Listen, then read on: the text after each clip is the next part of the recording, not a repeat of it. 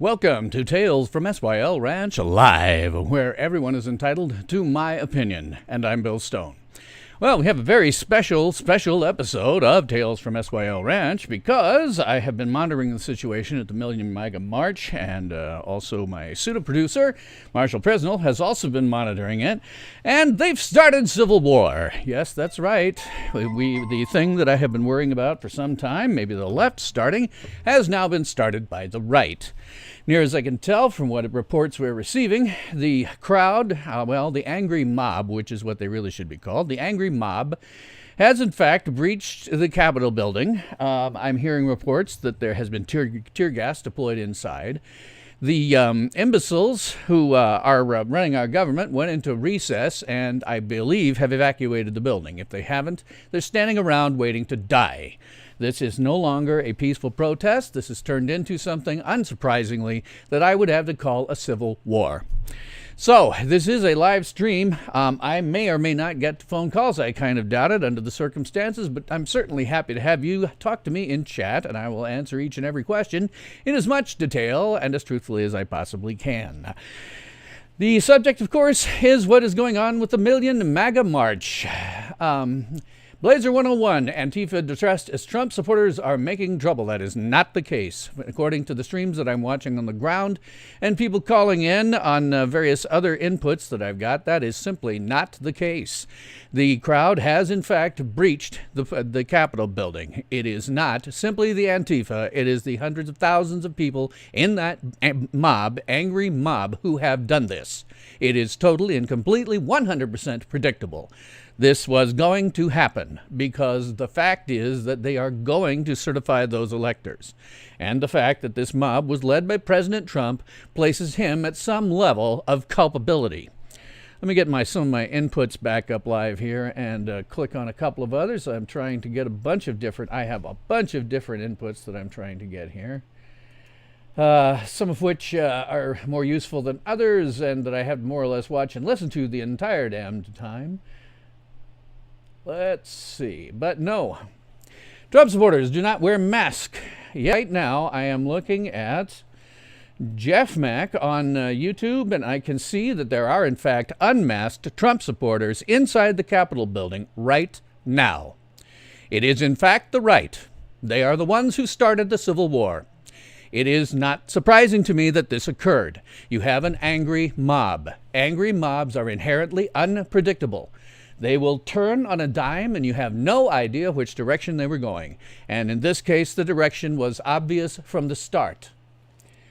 They're trying to prevent the voter fraud from getting out. No, they're starting a civil war. Let me have my other inputs. I have so damned many. Global News, Stephen Ignoramus. Let's see what you have to say for yourself, and I'll pull you off. I've got a video unavailable on that one. Well, that's almost a good thing. I have too many inputs to deal with. Portland Andy, yes. Here's poor Andy from Portland. He's doing Andy. No, let's see if I've got him available. And C-SPAN. Thank you very much. My pseudo-producer shows me as 5x5. Thank you. But no, it's not a question of them trying to get the voter fraud from getting out. It's a question of them breaching the Capitol building and threatening everyone inside to the point where they evacuated. This isn't going to help anything. What's going to happen here is that they're going to remain evacuated until such time as there isn't an angry mob sitting out there outside their doors. And when they do, they're going to go ahead and ratify these votes. There's no question about it in my mind, none whatsoever. Hey, Jeanette, how's life treating you? But no, they're not protecting anything at this point. Blazer 101, did Pence betray us? It doesn't matter who betrayed anybody at this point. Nobody betrayed a damn thing right now. All that was happening, and I was watching it some on C-SPAN, was they were having the usual blah, blah, blah debates. Then they discovered that they had an angry mob that was going to come in and start to kill them, and they evacuated the building. They are not. They went into recess, and they left. If it was me and I'd been the speaker, I would have been said, we're in recess. It's every man, woman, and LGBTQ plus for him, her, and themselves. They are gone. Nothing is going to help this. Okay, nothing is going to help this. All that's happened is they've gone into recess, and they'll be in recess until this angry mob is gone. I would say a couple of days. If I were them, I would put it in a couple of days to be in recess. But they're going to be in recess until the angry mob is gone and not attempting to storm the building and all kinds of other things that they're doing right now. Yeah, I'm watching them over there. There's one live stream here I'm watching that's directly inside the Capitol building. This mob is utterly beyond control. It is not controlling itself, which isn't a surprise. It is an angry mob. Really need to split this country up. Dalton says, yes, I think so, but that ain't happening. What's happening now is civil war. Jeanette says, funny question, how is life treating you? Well, it's treating me great until today. No, I was doing fine, and then all this started to go down, and I realized I didn't have much choice. I was going to have to come on and talk about it. As I say, I have multiple inputs going here. One of them, let me get up my other deal here. One of them is the, I've got stuff from Rumble. I've got, God, too many inputs. One thing I am listening to, unsurprisingly, because I always do, is the scanner radio, so that I can listen to my first responders. I've got so many inputs on so many different levels. Pardon me for having to do this, but I have too many things going on. All right, no, I don't want Lincoln Fire and Police. Let's go to top 50 scanners. This will be number 1. Yep, not surprisingly.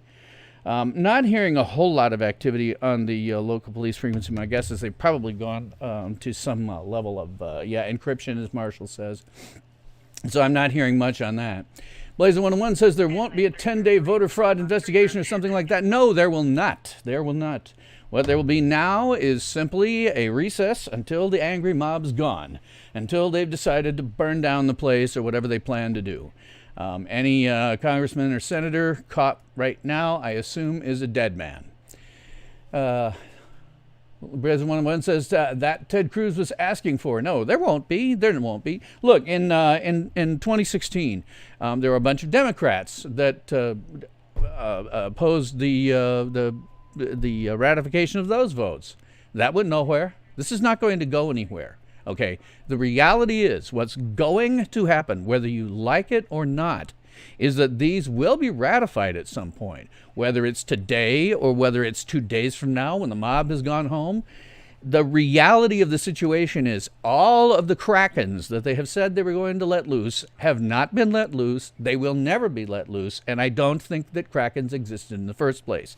It was a vain hope on the part of Trump supporters who are now out of contact with reality as badly as the Democrats have been out of contact with reality for the last 4 years. And this angry mob proves it. I have been watching this happen. The Democrats have been out of contact with reality for 4 years. The Republicans and conservatives are now exiting reality. You have been exiting reality from the moment that you believed that something was going to change this. It was never going to be any different than it actually showed up. Where was Biden on the Russian collusion? Who cares? This is all past now. It doesn't matter. Discussing it is irrelevant. This is past, okay? You can talk about that if you want to. You can whine about that with your friends. But the reality is, ultimately, it doesn't matter. What matters now is what's happening right now. And none of this other stuff is ever going to be brought up again. The only way it would have ever been brought up is if Trump had won a decisive 270 votes. But by hook or by crook, and I don't know, frankly, he did not. He did not win. Okay, Trump did not win. By hook or by crook, he did not win. And that is factual reality. And that's what I need conservatives to come back to. The factual reality of the situation. Don't be fooling yourselves. Don't go running around like you've done now and apparently tried to start civil war. This is pointless. I'm probably going to lose some viewers over that, but that's the reality. Now, I've got a lot of different inputs here. Most of them are outside, but oh man, what's happening now? One of my inputs, I can't put it up very easily because of what it is. Shows them, it looks like they're trying to crash down the doors of the at least one of the houses. I'm not sure. Cheaters never win. I know that. No, that's not true. Cheaters win all the time. It happens all the time. That's a nice saying to tell children in order to convince them to not cheat, but it's not reality. In reality, cheaters win all the time. It's not unusual even. Yes, Jeff Mack is what I'm watching. That's the one that looks like they're about to break down the doors of one of the House chambers. Dalton Brazier says cheaters literally always win. Not always, not always. Sometimes they're caught, but they're not caught frequently enough that it's it's something that you can definitely say, well, no, cheaters win all the time. Pardon me, I'm resizing some of my inputs. I have 5 different ones at the moment. And I have to still be able to see something else. Oh man, so many, and they won't let me pop them out. Guess I'm gonna have to cheat and send down some to my regular laptop screen. Good long shot on global news. Oh man, I have so freaking many. I see that it's a massive crowd of hundreds of thousands at least. It was always going to be completely and 100% controllable.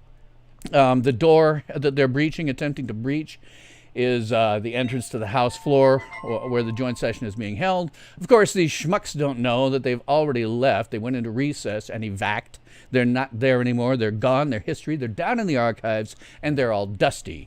Whatever they do now is a pointless exercise in futility other than triggering a civil war. Guess what, the right? You've succeeded. You've fracked up. You have probably started a civil war today on your head, and frankly on the head of Donald Trump.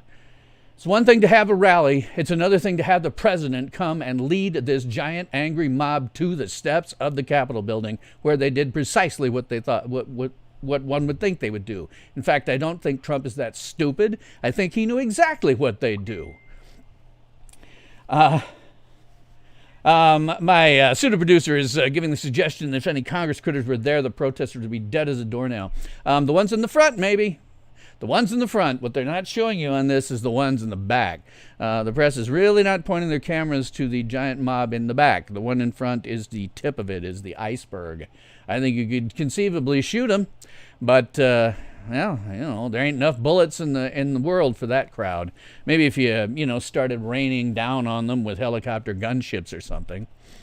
But no, they're in the Capitol. They're trying to breach the doors. There's maybe 1 or 2 poor security saps that I can see there. If it was me, I'd be heading for the hills if I was them too. This is an uncontrollable mob bent on destruction, and that is all. I want to tell you guys, I have been arguing against this since forever. I'll argue against it again today, and let me explain why. Civil war is bad, okay? I mean, these people who are on there, I'm listening to the idiots on their various things talking about how they're patriots. As of 1,500, the crowd size was 400,000. That is larger than my city of 320,000. And its metro area. So clearly we have a giant mob that is uncontrollable. They always are. One time, the only one time that I was ever in a mob was a riot in my city that I went to and covered some footage for my YouTube channel. And it was frightening. It was just utterly frightening because you never knew which direction the mob was going to go. The way this one was going to go was obvious from the moment that you saw the size and that Donald Trump walked them down to the damned building. It was going to happen. It was going to go down this way. And Dalton says they have incentivized being irrational. You can't not prosecute riots for an entire year and then get mad when the other side does it. Oh, yeah, absolutely, absolutely. I think the other side has been helping to push along the Civil War. No question about that.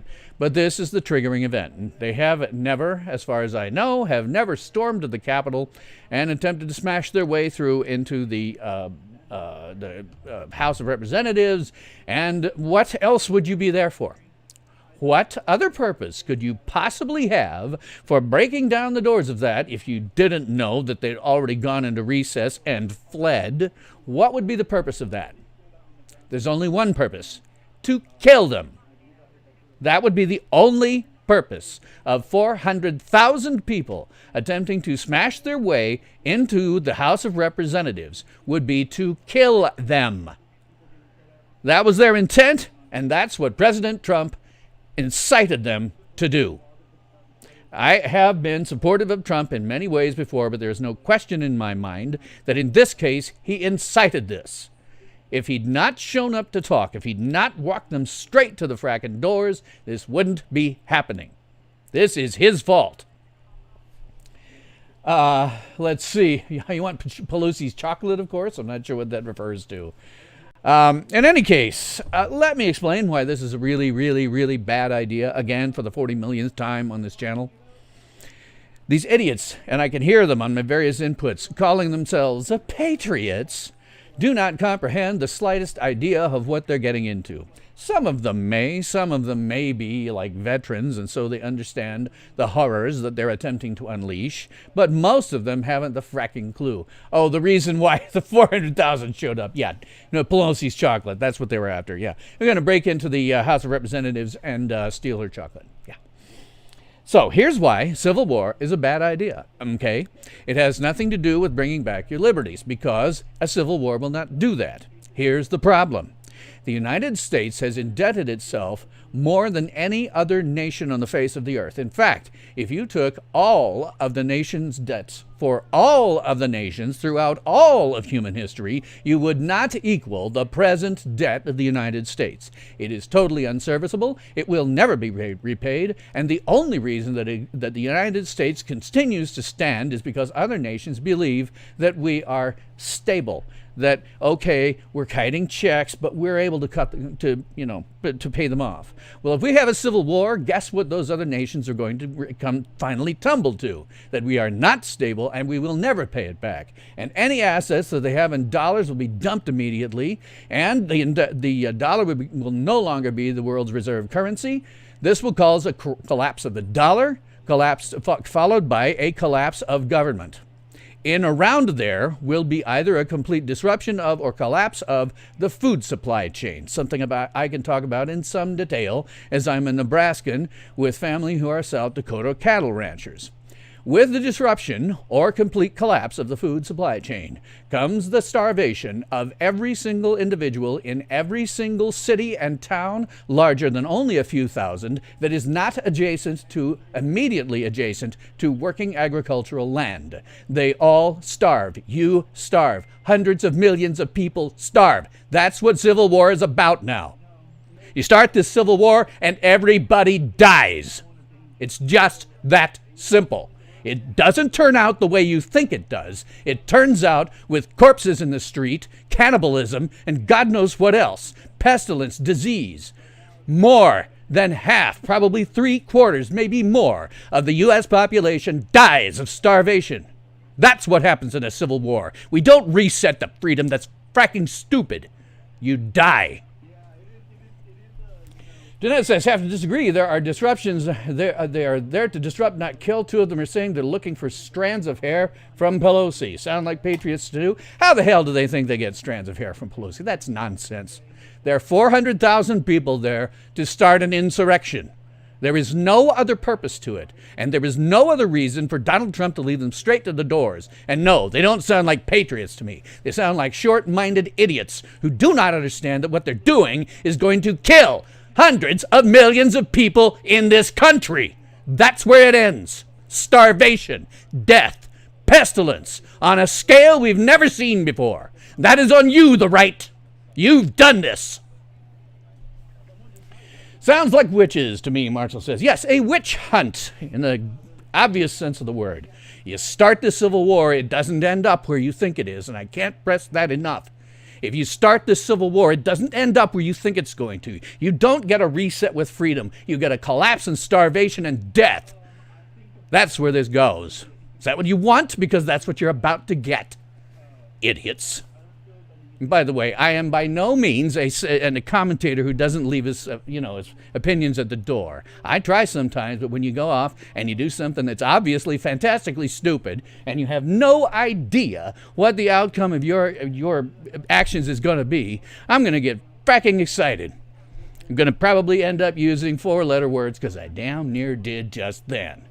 This is how this all disgusts me. Bill, it started with the left. Oh, it may. No, it didn't.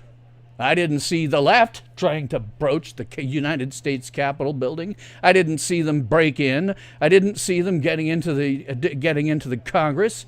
I didn't see them doing that. I didn't see them causing the joint session of Congress to evacuate and head for the hills. The left didn't do that. The right has done that. The right has done it. The left has been bad, don't get me wrong. They've been bad. Look to Portland, look to many other places where Antifa and BLM have murdered people. And this comes very close to home for me because they murdered a woman in Davenport, Iowa. And that ain't that far away from me. But I believe somebody, northern Kansas too, they may have murdered. But they didn't start a civil war. The right is starting a civil war. And they have no idea of what the outcome is going to be. Howard has shown up. Yeah, he has. I'm sorry. He has, yes. Let's see. Per Mayor, D.C. is on official lockdown. No non-emergency vehicle movement. Citizens are ordered to stay inside and expecting Humvees and light tanks anytime. Wouldn't be surprised. It would be the only way to disperse this particular angry mob. They might have to kill a few of them. Might have to kill a lot of them. And to be honest, you can't blame them. Now, all of you idiots on the right who have been saying, no, if this happens, the military is going to side with us. Well, just see how they're siding when it comes down to getting rid of this angry mob, okay? You're not patriots, you're idiots. It all started with all this cheating. No, it did not. It did not start with the cheating. It started well before that. With the night that the Minneapolis-St. Paul riots started. That's when it started. 224 days ago, I believe. That's when it started. But it could have been avoided. Unfortunately, the right didn't want to avoid it. I've been speaking with the right on and off throughout all of my time. This has been going on social media. You schmucks, you bloodthirsty idiots have been eager to start this. You have been eager to start this. I've been trying to talk you down. It's been absolutely no good. You have been eager to start this. There are now unconfirmed reports, and I won't confirm them, that there has been one person shot already. See you guys, see you patriots who think that the military is going to side with you. What I've been telling you, I've been telling you this whole damn time. I've been telling you that no. The military is going to follow lawful orders, and if they don't, they'll be shot on sight or sent straight to Fort Leavenworth after a very brief court-martial. You know why officers wear sidearms on their persons? It's not to shoot the enemy. It's to kill the people under their command who won't follow their orders. That's what not following lawful orders means. Oh, you won't follow it? Boom! Okay, anybody else around here that won't follow my orders? No, the military is going to do exactly what they're ordered to. And if they're ordered to kill this whole goddamn crowd, that's exactly what they're going to do. Yes, we do have, as I say, this unconfirmed report of one individual being shot. Jeanette says, I like you, Bill, thank you, but you're out. They did not put up barricades for this like they did for Antifa. They allowed this to happen, not Trump, the left. Trump didn't have to lead them there. Okay, I mean, if I lose you, I understand. I get it. I'm going to lose some people on the right. I have people on the right that are my audience members. But the fact is, Trump didn't have to lead them there. Trump gave his stamp of approval as president of the United States for everything that happens afterwards. He didn't have to call for people to be there. He didn't have to stand there and speak, which I heard him do, and talk about how everything was nonsense, which I watched him do. He didn't have to lead them to the Capitol building and then kind of step aside and just let this angry mob do whatever the hell they wanted. No, this is on the right. Marshall says reality is a very bitter pill to swallow. Yes, at this point, I would say that statistically almost 100% of the American people are out of contact with reality. The left has been out of contact with reality for 4 years. The right has exited reality. The moment that they started thinking that the result of that 2020 election was going to be any different than a Biden presidency, they exited reality. For the last month and a half, 2 months, I've been listening to the right going on about how it's going to be different. It's next week, that's when they're going to release the Kraken. No, next week, next week. And it never happened. It was never going to happen. Reality is, this is rock hard, solid reality. Our next president, well, the next president, I never call a president mine, the next president will be Biden. Nothing is going to stop that. Not even this angry mob is going to stop that. Oh, they might kill some people. They might get killed themselves as well, but nothing is ever going to stop it. Nothing was ever going to stop it. It is truth. It is reality. And the reality is that President Trump stood in front of a crowd. Well, he asked them to show up. He asked them to be there on Twitter repeatedly over a long period, over a month or so. He asked them to be there in large numbers. Then he stood in front of them and riled them up, which is something he's exceptionally good at. He works that crowd. He really knows how to work the crowd. It worked very well for him while he was campaigning. And he worked that crowd, and he intentionally riled them up. You don't get a crowd like this unless you're intentionally trying to do it. He intentionally riled them up. And then he intentionally walked them to the Capitol building. No politician, no matter how odious, has ever done anything like that in my life. This was a rally, staged, riled up, and pointed straight at the Capitol building by President Donald J. Trump. He has not done things in the past. That whole Russia thing was a giant conspiracy theory that I never should have thought going forward. At this point, however, he should be, in fact, impeached and thrown out of office. Were it not for the fact that he's got less than 20 days left, I would do it. Maybe you still should. Maybe they still should. What he's done here today in terms of inciting a revolution, inciting a revolt, the President of the United States intentionally inciting this is probably worthy of an immediate, it ought to take about 15 minutes. It ought to take, in reality, about 15 minutes. The House could hold the trial. Here's all, outside is the, is the evidence. Boom, send it over to the Senate. Outside is the evidence. Boom, he's gone. Donald Trump is, in fact, traitorous at this point and should be removed from office. Buzzy says, this was a trap, and the Trump supporters played right into it. What do I say, Bill? No! I say that this was an orchestrated attempt by Donald Trump to do exactly what has occurred. And the right, having been out of contact with reality since the election, went right along with it. Useful idiots is what the Soviets used to call them. Marshall says, if that certification is not done quickly enough, the vote goes to the Congress, House for President, Senate for VP, and there's a highly unlikely scenario, but just barely possible.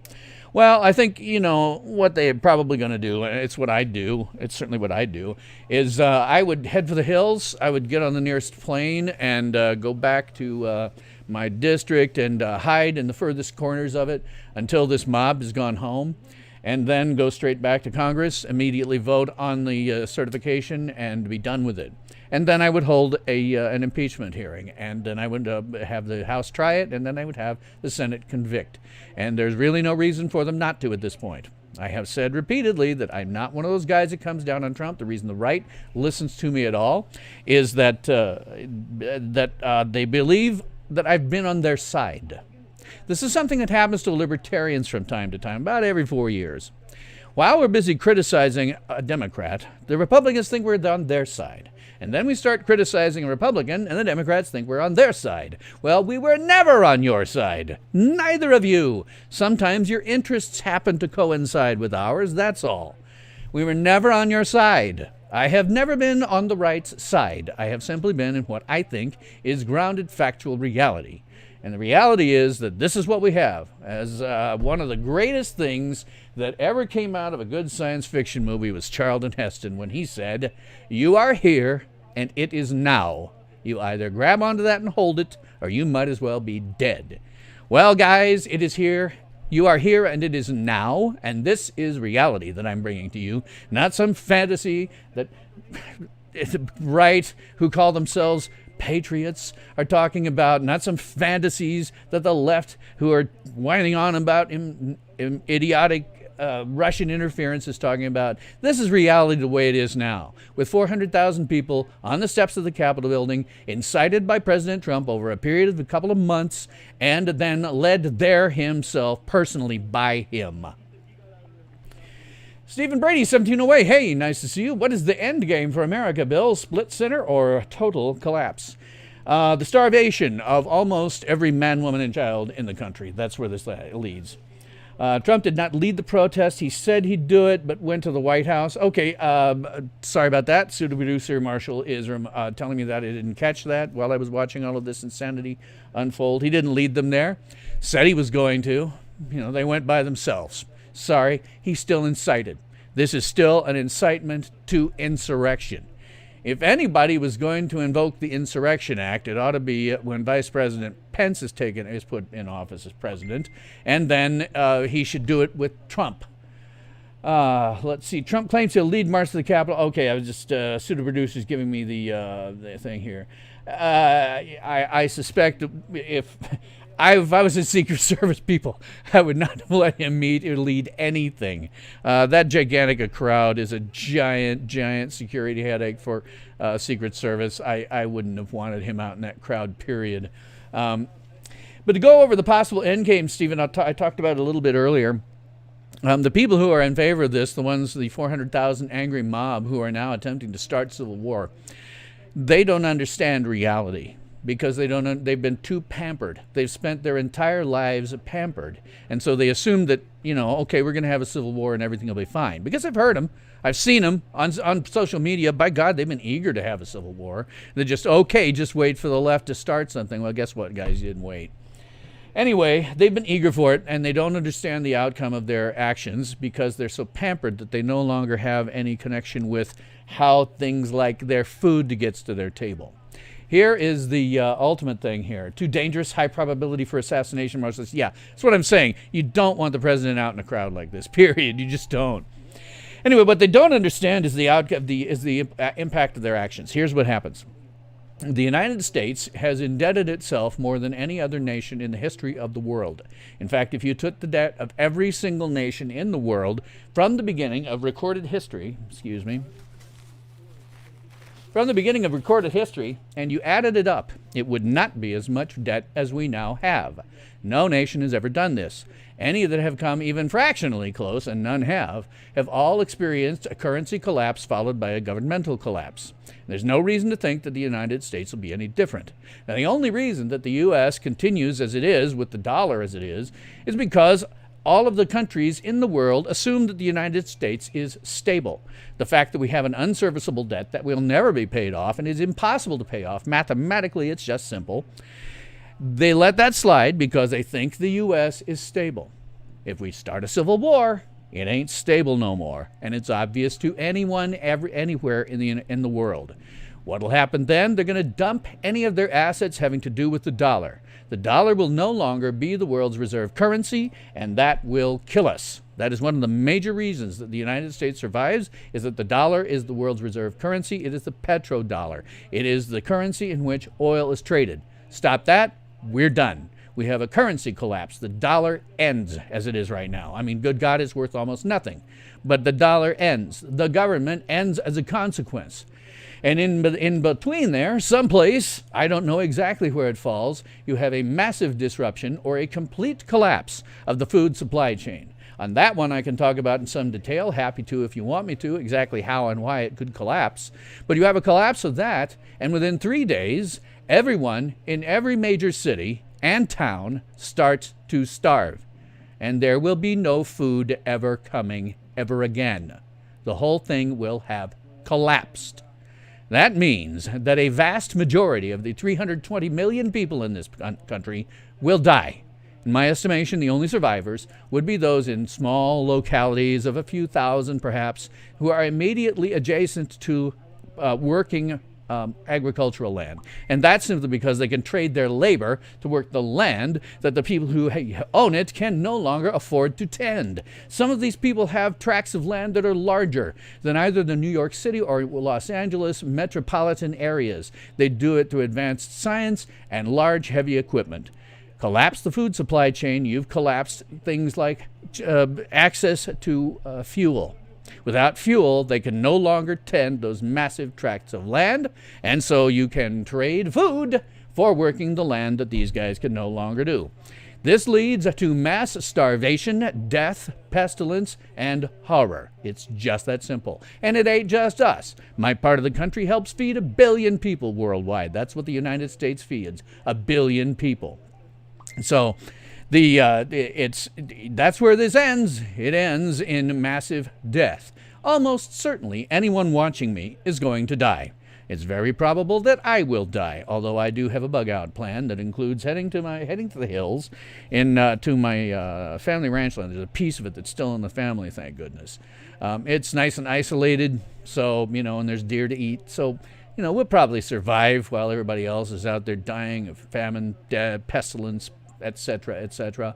But really, it means the death of almost everyone in the United States, including you. Just that simple. Buzzy 181, time for 1776. No, I just described how 1776 is not in the cards. Again, we are here on this show, we attempt to be in factual reality. You are here, and it is now. And if you don't understand that, then you might as well be dead. What I just described is factual reality of a civil war in 2021. We are not going to have 1776 unless if you mean that we're going to go back to essentially subsistence level farming, tiny towns that are filled with people who are just basically bartering and trading for their living, and that's all. If you mean 1776 by that, well, absolutely. Actually, we'll have worse conditions than 1776, but subsistence level farming, that's what I'm talking about. So, yeah, in that respect, we might have 1776. We ain't going to have any glorious revolution. That's ridiculous and stupid. This is reality. You are here, and it is now. You either hang on to that, or you might as well be dead. The secret bill bunker, yes. The deep state and Bill Gates should have been wanting to reduce the population for long. Guess what, guys? Bill Gates and the deep state get to die too. They still need to eat, and they still ain't getting no food. Oh, they might have stockpiles. I mean, hell, the military has stockpiles of MREs, but eventually those run out. You gotta be able to eat. And when you have nothing but subsistence level farming, see, this is something that people just can't wrap their heads around, right? Modern people in the modern Western world are so coddled from cradle to grave that they just don't understand how their food gets to them.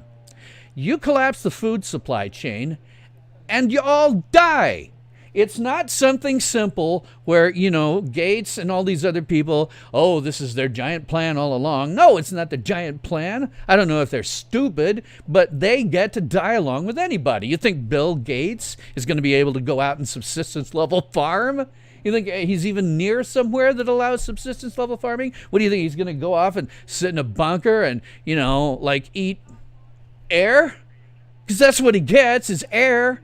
Without us, without my part of the country feeding you guys, you all die. Hell, I probably die. The fact that I have a bug-out plan isn't largely relevant beyond a certain point. I can still starve very easily. The reality is, if we get civil war, at least 1 billion people in the world die. It's just that simple. And most Americans, because they're urbanized, because they cannot care for themselves. It is impossible for them to care for themselves. There is no way for them to care for themselves, including Bill Gates and anybody that you might want to throw into some ridiculous conspiracy theory. They all got to die too. No one is untouched by a collapse of the food supply chain. It's just that simple. And speaking as long as I'm going on about reality,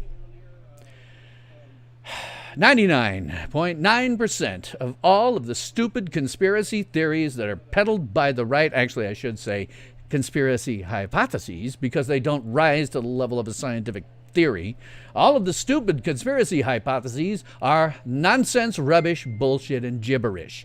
Nonsense. Total nonsense. Bill Gates, nonsense. Deep state, different sort of thing. I don't call it the deep state.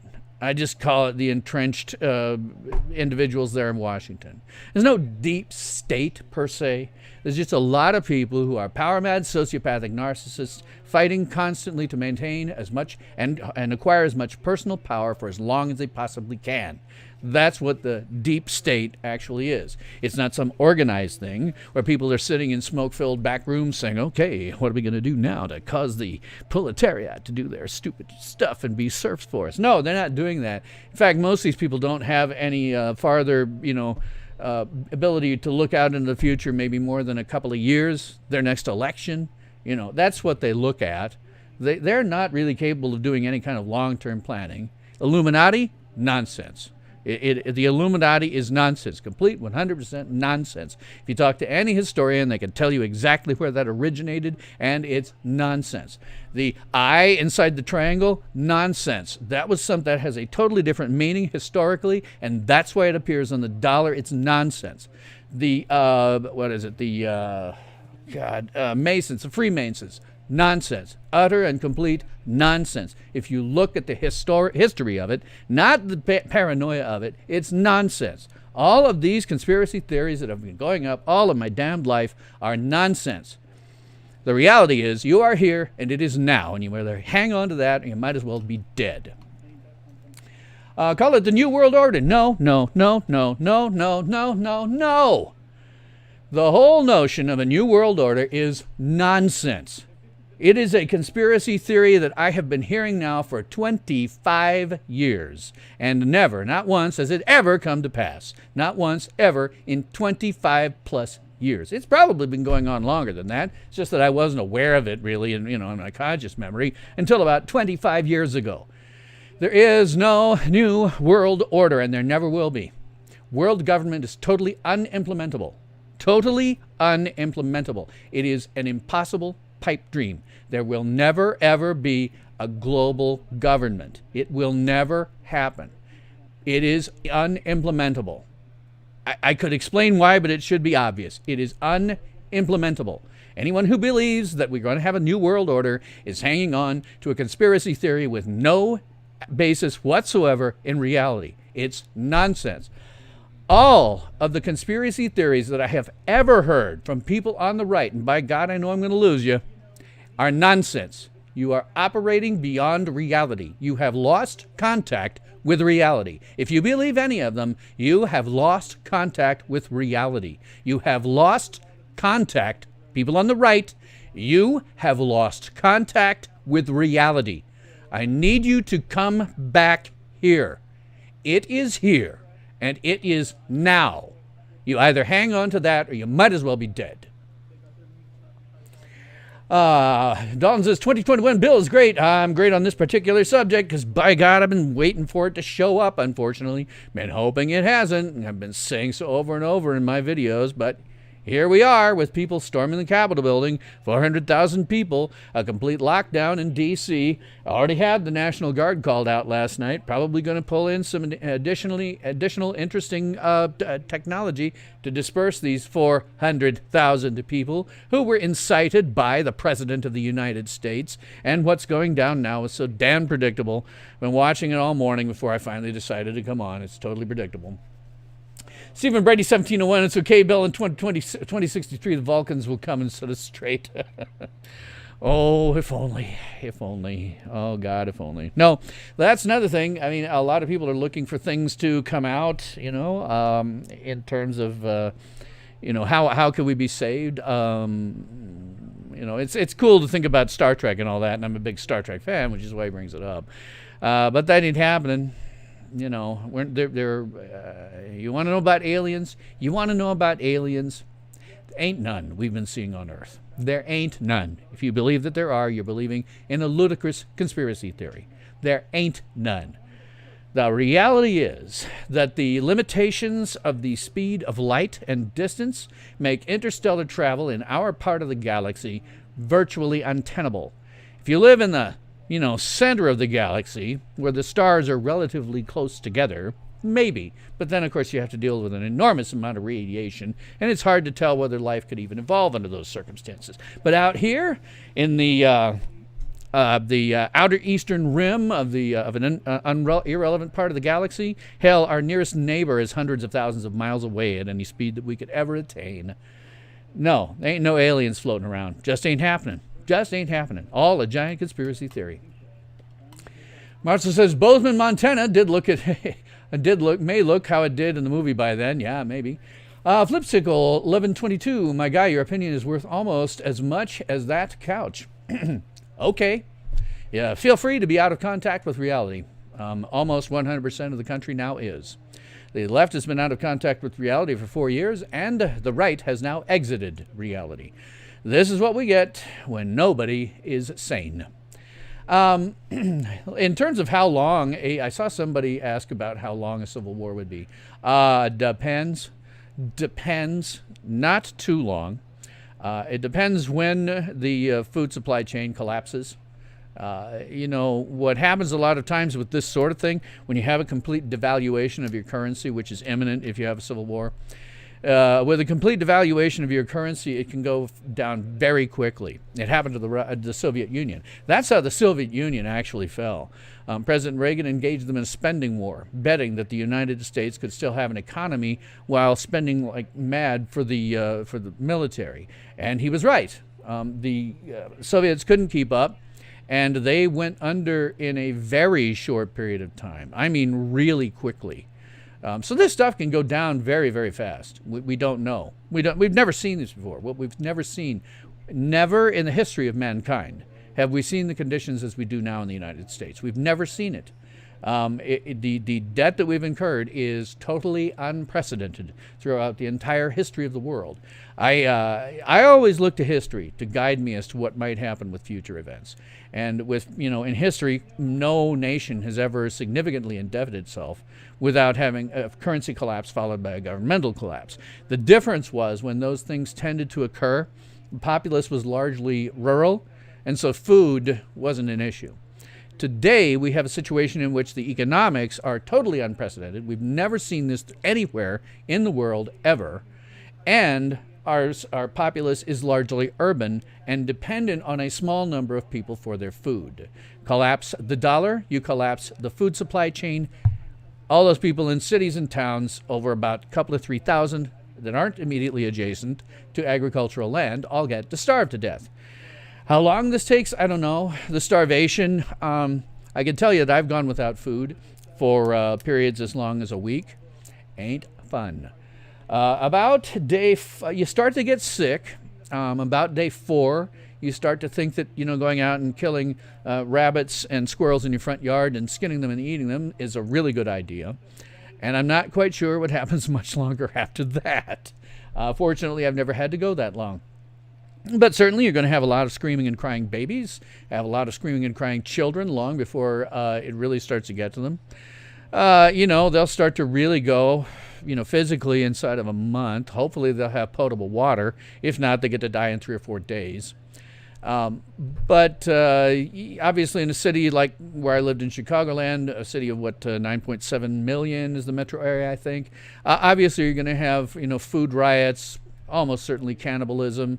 It would be very ugly.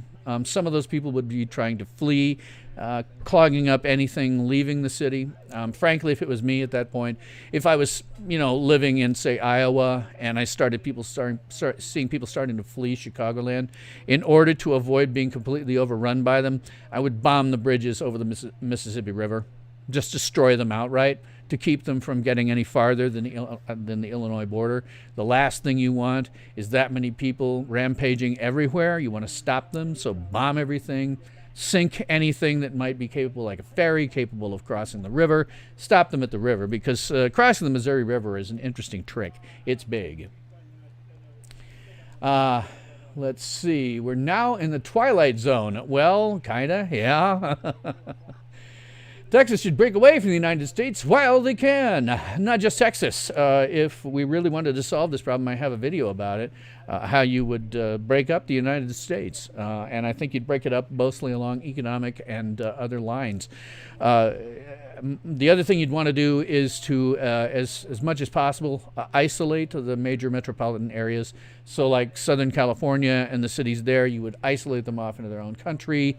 Chicagoland, you'd isolate off into its own country. New York City, the East Coast, isolate them into their own country, because they're the ones that cause the majority of the damage. So if they're only damaging themselves, and I don't have to worry about it. I'm fine with that. But I think we may have reached the point beyond which it's not possible to do anymore. Breslin says the peaceful divorce looks like the only way out without excessive blood on the streets. The big problem is the right learned the wrong lessons from the experience of the left, particularly over the last 7 months with the protests. Now it looks like it's turnabout time. It's the Narn and Centauri scenario all over again. Yeah, that's probably a good analogy. If you're a science fiction fan like we are and you know what Babylon 5 is, that sort of makes a certain level of sense. About the only thing I can say, just looking at my various inputs here, is the only thing that's good that's come out of this that I can see is that apparently somebody told the idiots in the Capitol building that the Congress had headed for the hills for the day, and so they've stopped being too disruptive inside the Capitol building. But they are still under lockdown. They're still supposed to return home and aren't, and if they don't get out shortly, they're still going to face somebody's wrath. Tell you what, I neglected to get anything to drink with me, and I'm starting to get very dry mouthed. Let me put on my emergency trailer. It'll only be a couple of minutes while I go and do that, and I'll be right back. Good evening. Hearty welcome to our drive-in theater. We have a wonderful evening's entertainment lined up for you, one that will provide several hours of pleasurable relaxation and diversion for you and your family. Did you fail to dress up for tonight's show? No tie, an old shirt and slacks, a house dress? Well, don't give it a thought. We're glad you came as you are. We just want you to enjoy yourselves. Don't forget to visit our refreshment center during the intermission or any time. You love the tasty array of snacks we have to offer. So will the youngsters. Everything is quality and so good. We hope you'll make this a weekly visit. Bring the family. Bring your friends. There are always wonderful new pictures to see, delightful snacks to nibble, a gay, pleasant evening for all. Oh, a word of caution. Don't drive over 10 miles an hour in the theater area for your safety's sake. And Mom or Pop, go with the kids when they leave the car. We hope you have a wonderful time. Come back soon.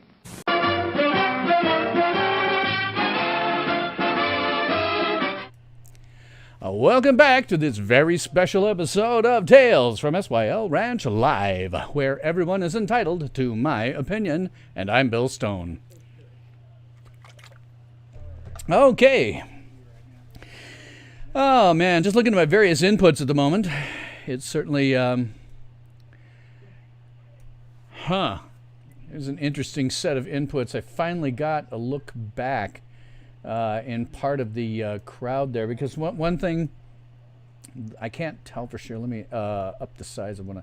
I'd show you the inputs here, but there's so many that I'd have a hard time putting them all inside my. Yep, the Capitol has been evacuated. That is a confirmed thing. Thank you, producer Marcel Presnell. The Capitol building has, in fact, been evacuated. What a shock. I watched them. I watched the speaker sit there and sit through part of one person's speech about how the election was bad and all that, and then they just went bang the gavel and said, "We're standing recessed," and then they all left. They headed for the hills. And it was about that time that the crowd was starting to get to the pillars of the Capitol building. Yeah, heading for the hills would be me. I'd be like, okay, we're recessed, every man for himself. Boom, and I'm out the door. So that's exactly what they did. They left, there's nobody there. All of you who are sitting there, you have no reason to be. You are sitting ducks, you are now in violation of a curfew, and you're starting a civil war that will only end in the death of almost 320 million people in this country, and roughly 1 billion worldwide. You are not patriots. You are not bringing back freedom. You are ushering in pestilence and death on a truly biblical scale. That is the best way to describe it. What you're ushering in is not freedom. It is pestilence and death on a truly biblical scale.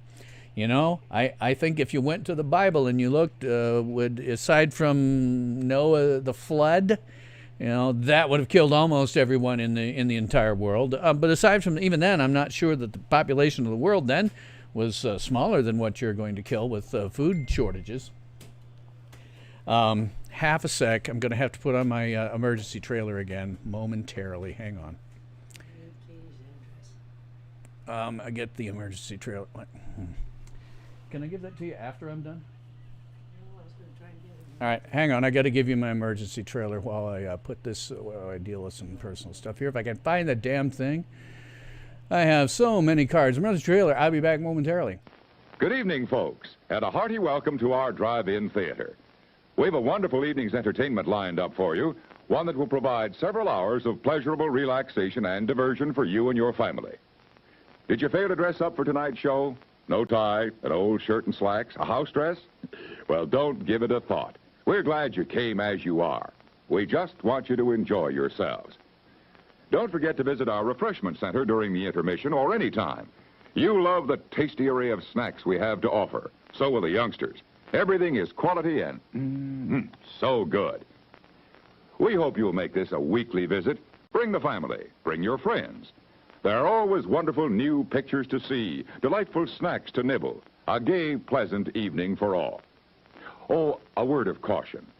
Don't drive over 10 miles an hour in the theater area for your safety's sake. And Mom or Pop, go with the kids when they leave the car. We hope you have a wonderful time. Come back soon.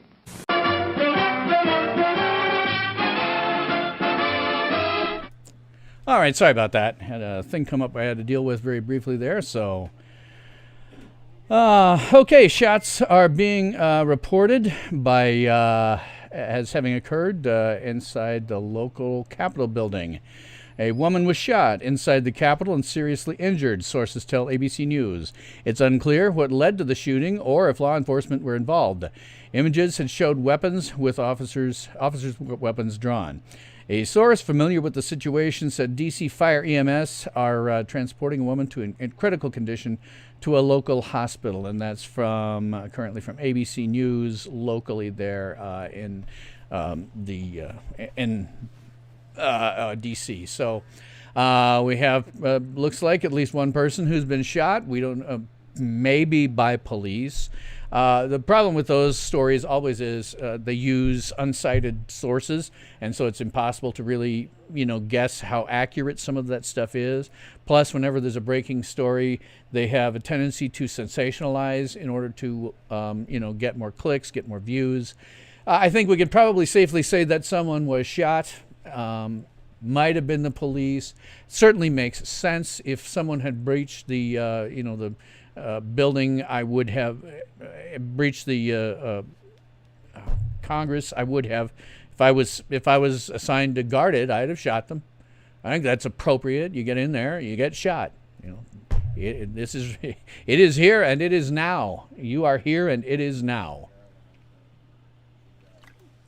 And that is reality, unlike all the fantasy that is being peddled over all of this, and that includes this notion that we're somehow going to have some kind of reset to liberty. No, we have a reset to subsistence level farming in which almost all of 320 million people in this country die, along with 1 billion minus 320 million people worldwide. That's what we head for with a real civil war. And now we have... Yeah. Our electoral system. It looks like maybe Biden is having some kind of press conference. I can't tell. They're not showing his voice here on the input that I've got. But we still have lots of screaming idiots at the Capitol attempting to continue to start Civil War II, which I believe they have been successful at. The right has brought us to civil war. If you weren't here before when I happened to say it, and not like I got a ton of viewers, but if you weren't here before when I said it, the right has led us into civil war with this. It is something where they have gotten into a big situation where they thought they're going to start something and it's going to be great, and it was led and pressed on by the President of the United States himself, and that's how we got to where we are now. The President should be, at this moment right now, being impeached, tried, convicted, and thrown out of office, and then probably tried for treason as well. I would have no problems at this point, seeing what the president has wrought today, that he be convicted and sent straight to Fort Leavenworth or hung. I have no problem with that. And this is a guy who previously have said, when you come up with things like the Russian collusion conspiracy, that's all nonsense. I knew it was going to be nonsense right from the start because unlike everybody else, I have a political memory that's longer than about 3 months. Average person has a political memory of 2 to 3 months. What happens now is going to be irrelevant in 2 months, except that this appears to have been a civil war starter. But I knew that the Russian collusion thing was nonsense because I remember where the story originated, and it was BuzzFeed. BuzzFeed, the weekly world news of the internet. And it was full of all kinds of ridiculous claims. And the one about Russian collusion was no less ridiculous than the one about the president peeing on some hooker. You can't make this stuff up. But that was nonsense. But now we're off in other nonsense. Now we're off into a situation where the president has, in fact, incited all of this. He incited it when he started telling people to show up. He incited it by standing in front of them for half an hour or so, whipping up the crowd, which he's very, very good at. We always have to give him credit for that because it served him well when he was campaigning. This is all his fault. He did this. And the right, you're doing this too. Right? You've done this. On the left, they didn't force you to go up and do this stuff. You did this. This is you. It's all on you. You can blame the left for a lot, and I do, but ultimately, the right, you did this. Nobody forced you to go up there in a mass of 400,000 people. Nobody forced you to do a damned thing. You did it on your own. President of the United States incited it. He incited it directly, clearly, straightforwardly. That is what happened. He should be impeached right now. They should not waste any time. The moment that this mob is gone, they should come back. And since they're going to certify those election results anyway, remember, you are here and it is now. That's what's going to happen. That was what was always going to happen. If you thought something else was going to happen, then you have been living in an alternate reality. You have exited our reality. Please come back to it. That's what's going to happen. They are going to do that. They might as well just come back, make a perfunctory job of it, and then immediately sit down, try the president for treason, and then convict him and hang him. Because he deserves it now. He didn't deserve it before, but he deserves it after today. The president of the United States is actively a traitor. He incited all of this. This is on him. He deserves to be tried, convicted, and hung. Period. And if you don't believe it, then you are not operating in objective reality. You are incapable of evaluating what you see before you. You are off in some world where you're fantasizing about how you are a brave patriot fighting for your rights, when in fact you have been suckered in by a guy who incited you. And you are not a patriot. You are leading the country on a path to utter destitution, to death, famine, and pestilence on a biblical scale. Millions, tens of millions, hundreds of millions of people in this country alone, followed by 1 billion or so people worldwide. That's what you're getting. You're not going to get individual liberty restored to you. You're going to get your own death. And that's because you are so coddled that you do not understand how your food gets to you. You do not understand what the public debt really means and how it's maintained. You do not understand all of that. You've been coddled your entire life, and you think it's going to go on being this way after a freaking revolt. You morons. Real quick here, Danny Chadwick says, U.S., U.S., U.S. Oh, good. I've got somebody in here who's out of contact with reality. Look, I'm a libertarian. I love the United States as much as anybody, probably more than most people. I believe in individual liberty. But what you're seeing now is not USA, USA. It's we're gonna starve, we're gonna starve, we're gonna starve, because that's where civil war actually leads us. It does not lead us to freedom, it leads us to starvation. Hopefully you're still watching after my going on about it, Danny, but I didn't see you before, so let me re-explain where this leads us, because I'm somebody who lives in a part of the country that helps feed 1 billion people in the world. Here's where this leads us. The United States has indebted itself greater than any other nation in the history of the world. And in fact, if you took every debt incurred by every nation since the dawn of recorded history, you would find that ours is greater than all of it put together. The only reason that it remains, it's totally unserviceable. We will never pay it back. It is mathematically totally impossible. The only reason that the United States dollar remains afloat is because it is the world's reserve currency, and it is the petrodollar. It is, and other nations believe that we are stable. A civil war means that we are unstable. It means, oh, wait a minute, light goes on, bulb over the head. These guys are never going to pay back their debts.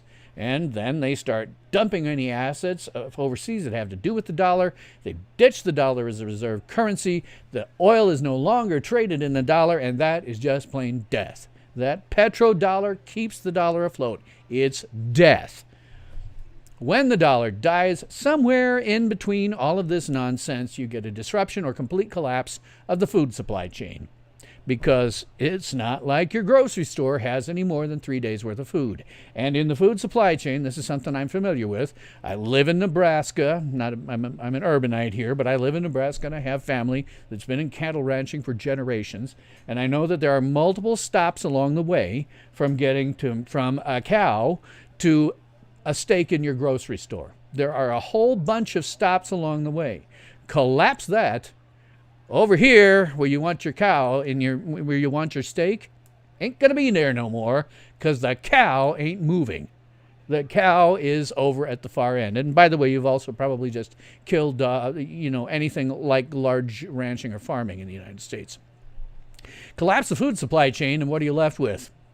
Well, about 320 million people minus, 10, 20, 30,000 or so who get to starve. Anybody who's in a city, a major city, metro area, gets to starve. Anybody who's in a city or a town, this is just a guess on my part, it's probably too large, but larger than a few thousand that isn't immediately adjacent to agricultural land, you get to starve. What this does get us is not freedom, it gets us subsistence level starving, subsistence level farming rather, combined with death, famine, pestilence, and plague.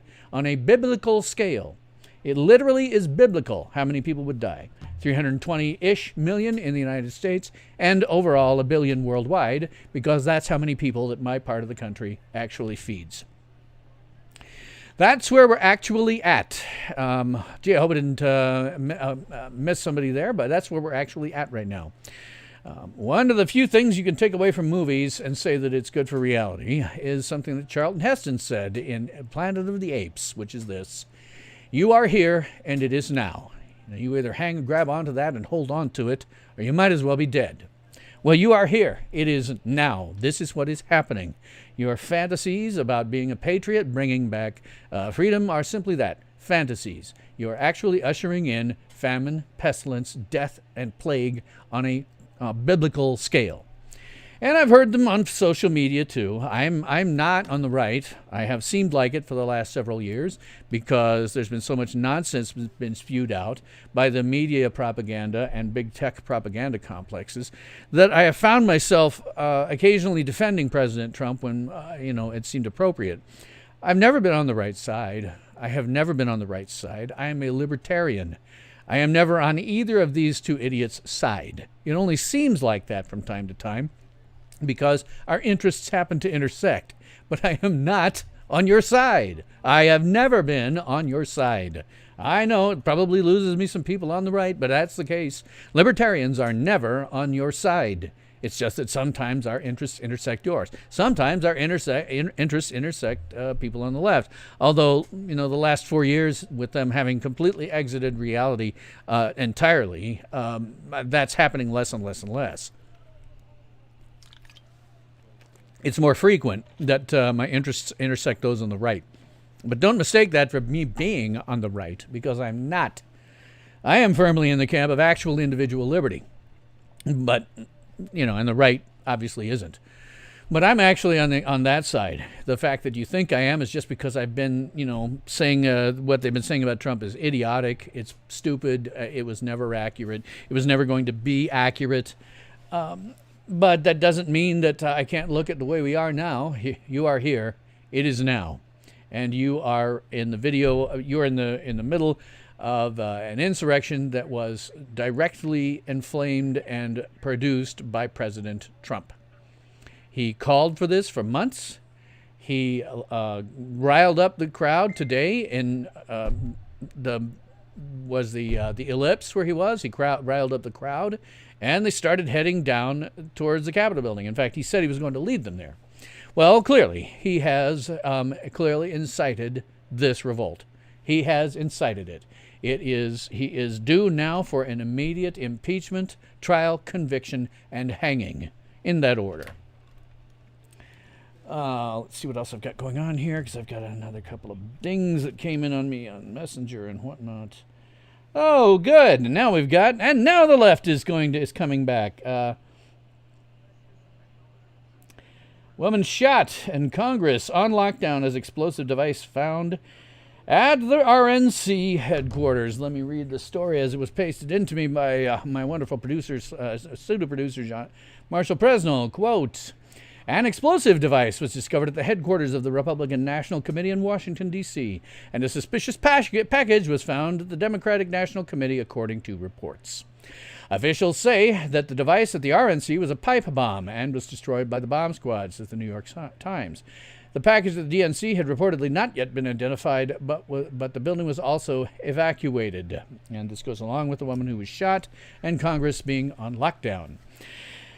Well, thanks a lot. The right, you have started civil war. Oh, sure, the person who sent the thing to the RNC wasn't someone on the right, but it had to have been a response to something.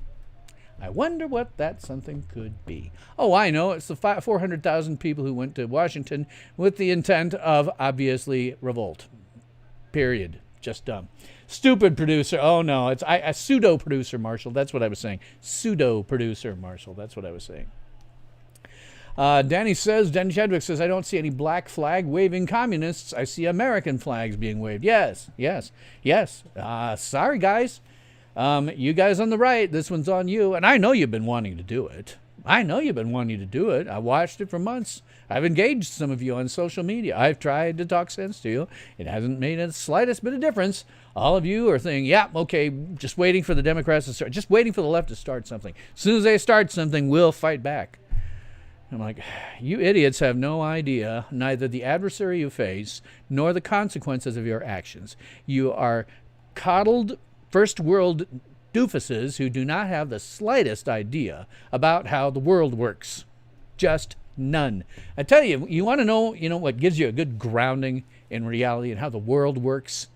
Try doing some cattle ranching out in the middle of rural South Dakota someplace. Try that. That'll get you an idea of what reality is, away from the mess that we get in big cities. Now, I have never been a cattle rancher, not as something that I do for a living. But my grandparents were, and I spent summers from the time I was about 5 and 15, some fraction of my summers, out on their ranch land, doing ranch land work, out in the middle of nowhere, a place where from the piece that exists right now and that's still in my family, from there to the nearest gravel road is 2 miles.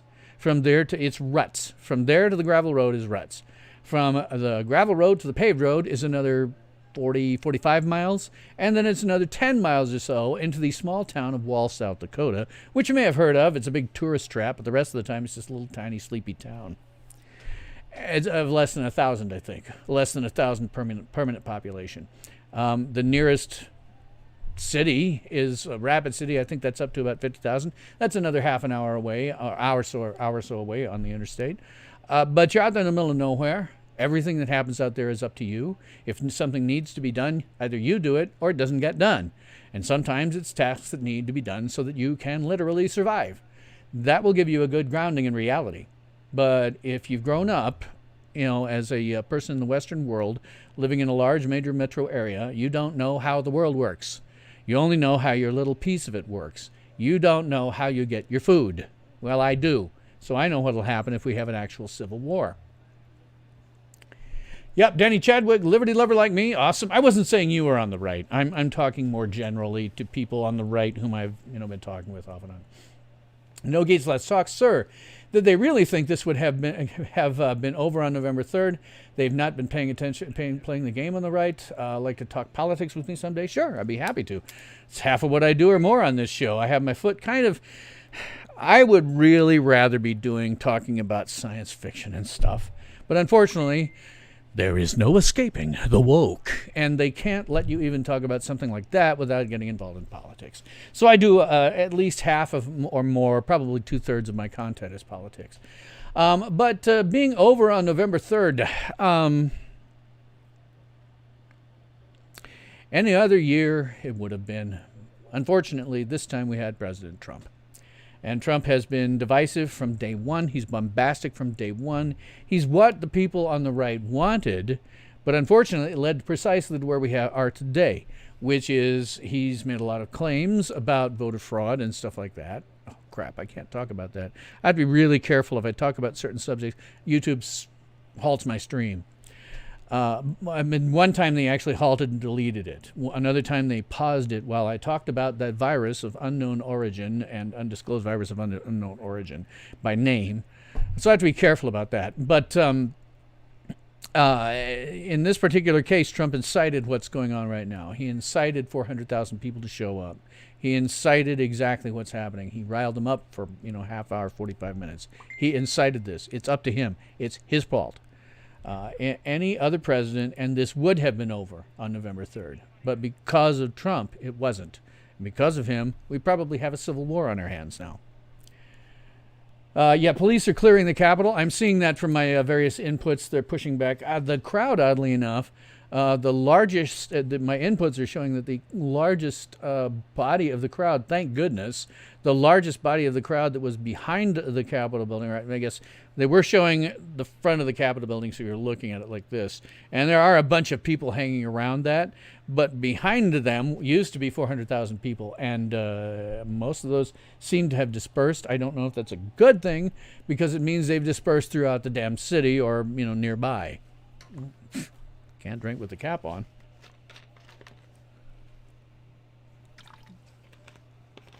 But anyway, NB Geeks, let's talk. I would be happy to discuss politics or just about anything else with you. I usually do, just for the benefit of anybody who may not be a regular audience member, or somebody watching this later on demand. I usually do a Thursday live stream. I will be doing one tomorrow, where I talk about politics, and I intersperse that with my other love, which is science fiction stuff. I'll be having a review of Star Trek Discovery. I'll be having a review of the, what was it? It's a couple of three things. I know I'm having a review of that. I'm having a review of the Doctor Who New Year's Day special. I'm trying to remember if there's anything else in between there, but I'll have some other stuff to talk about. I'll be talking about this insanity going on now, or whatever the outcome is of it, and a couple of other things politically. Funny how they let Antifa and BLM do peaceful protests, but people like me, they're scared of. Well, they should be. I'm not going to cower just because the Fed did not go my way. Apparently, you may not have been here when I described that what you're talking about is not going to happen. I love freedom probably more than the average person, because I believe that 99.9% of what every congressman and senator in government does is unconstitutional. I'm 56 years old. I have never been truly free. Never. Nothing. The Constitution is and has been for almost a century a worthless piece of paper. Nobody in Congress actually wants to, uphold their oath of office, to protect and defend the Constitution. All they do all day long is destroy and undermine it. They undermine it, and that's because they're power-mad sociopathic narcissists.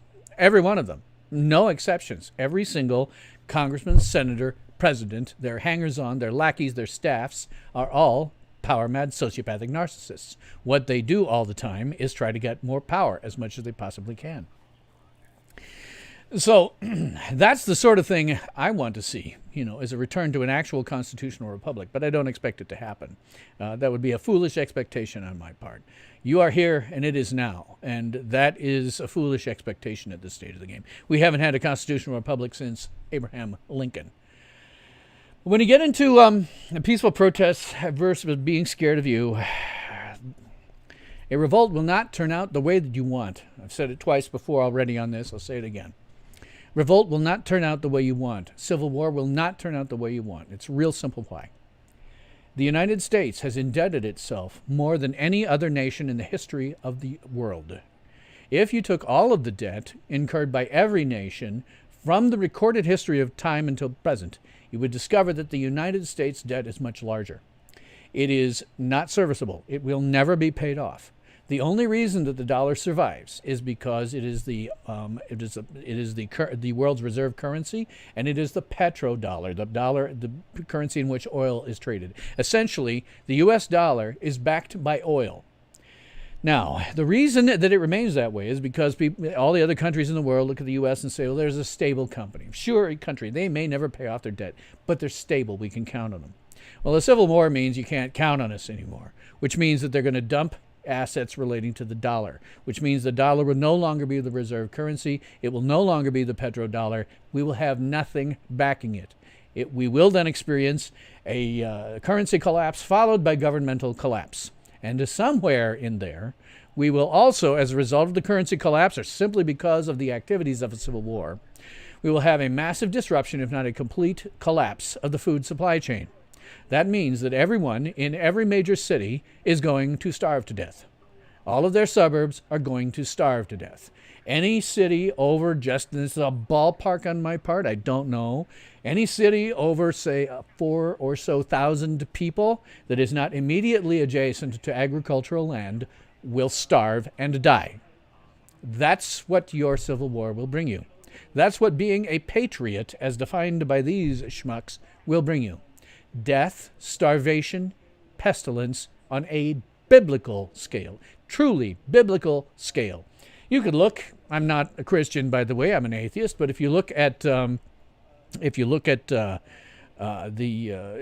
Bible, there were less people alive at the time of Noah, at the time of the flood, than there are in the United States right now. This would be death on a biblical scale, truly biblical. NBD Geeks, Letzog says, your wife and you spent 20 years each to defend that paper. Great that you are in the service. Always trite, but obviously, thank you very much for it. You want me to be in the middle? Is it simple? Follow the 18 enumerated powers. Yes, you're a prepper, not saying you'll make it out, but you're prepped. Are you living way, way, way away from anything where someone from a city or a town could walk to you? Because unfortunately, you've just told me you have food. See, when this goes down, anybody that doesn't have food is going to go after anybody that does. If you go around telling people that you're a prepper, you have just become a target. And it doesn't matter if that's all you're doing, if you're not being self-sufficient, like my grandparents were on their cattle ranches, my cousin is on her cattle ranch. If you're not being self-sufficient, it doesn't matter. Ultimately, that stuff is going to run out, and there will be no replacements. This kind of collapse or massive disruption will be permanent. Everybody will die. If you're not already in the agricultural industry and able to feed yourself without help on an ongoing basis, you will eventually starve and die. Now, I don't know how much you have. Maybe you have a few years worth. Maybe it's enough. Maybe you've got enough gas to get out to, because here's the deal, right? My family ranch land, it's too big for a single family to be able to deal with. Most ranchers and farmers today have tracts of land that are larger than either the New York City or Los Angeles metro area. They tend it by use of a lot of heavy equipment and a lot of science. But you take away that supply chain, you're now taking away the fuel, which means that they can no longer service these large land masses. But if you happen to live near one, you can probably go out and sharecrop it. I could wind up being the next feudal lord.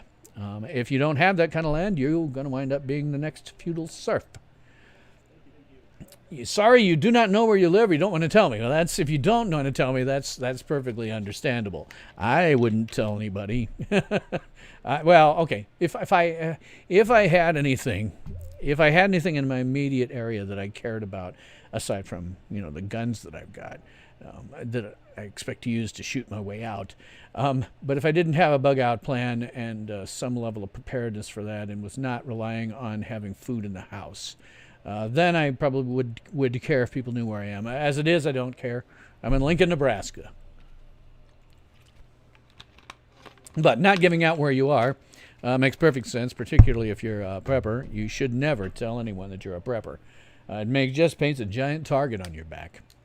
We're looking at something that could very easily cause death, starvation, famine, pestilence on a biblical scale, not just in the United States, but throughout the world. The United States, my part of the country, feeds approximately 15% of the global population, and it would kill them. Just that simple. It would kill them. They'd all starve. Without our food, they're done. Their history, they're down in the archives. They're all dusty. It's you guys who wanted this to happen, and you have. I've been watching you and engaging you on social media. You have been chomping at the bit for a civil war to happen. Well, it isn't going to work out the way you think it will. Historically, in fact, I mean, my estimation of the situation is simply based on my own much broader experience than the average person. Most people are born, live, and die 200 miles from where they were born. I'm now within 200 miles of where I was born, but I spent 10 years in Chicagoland. I spent another 10 years in Des Moines. I have lived in towns as small as 1,000 and cities as, with metro areas as large as 9.7 million. I'm not what I like to call,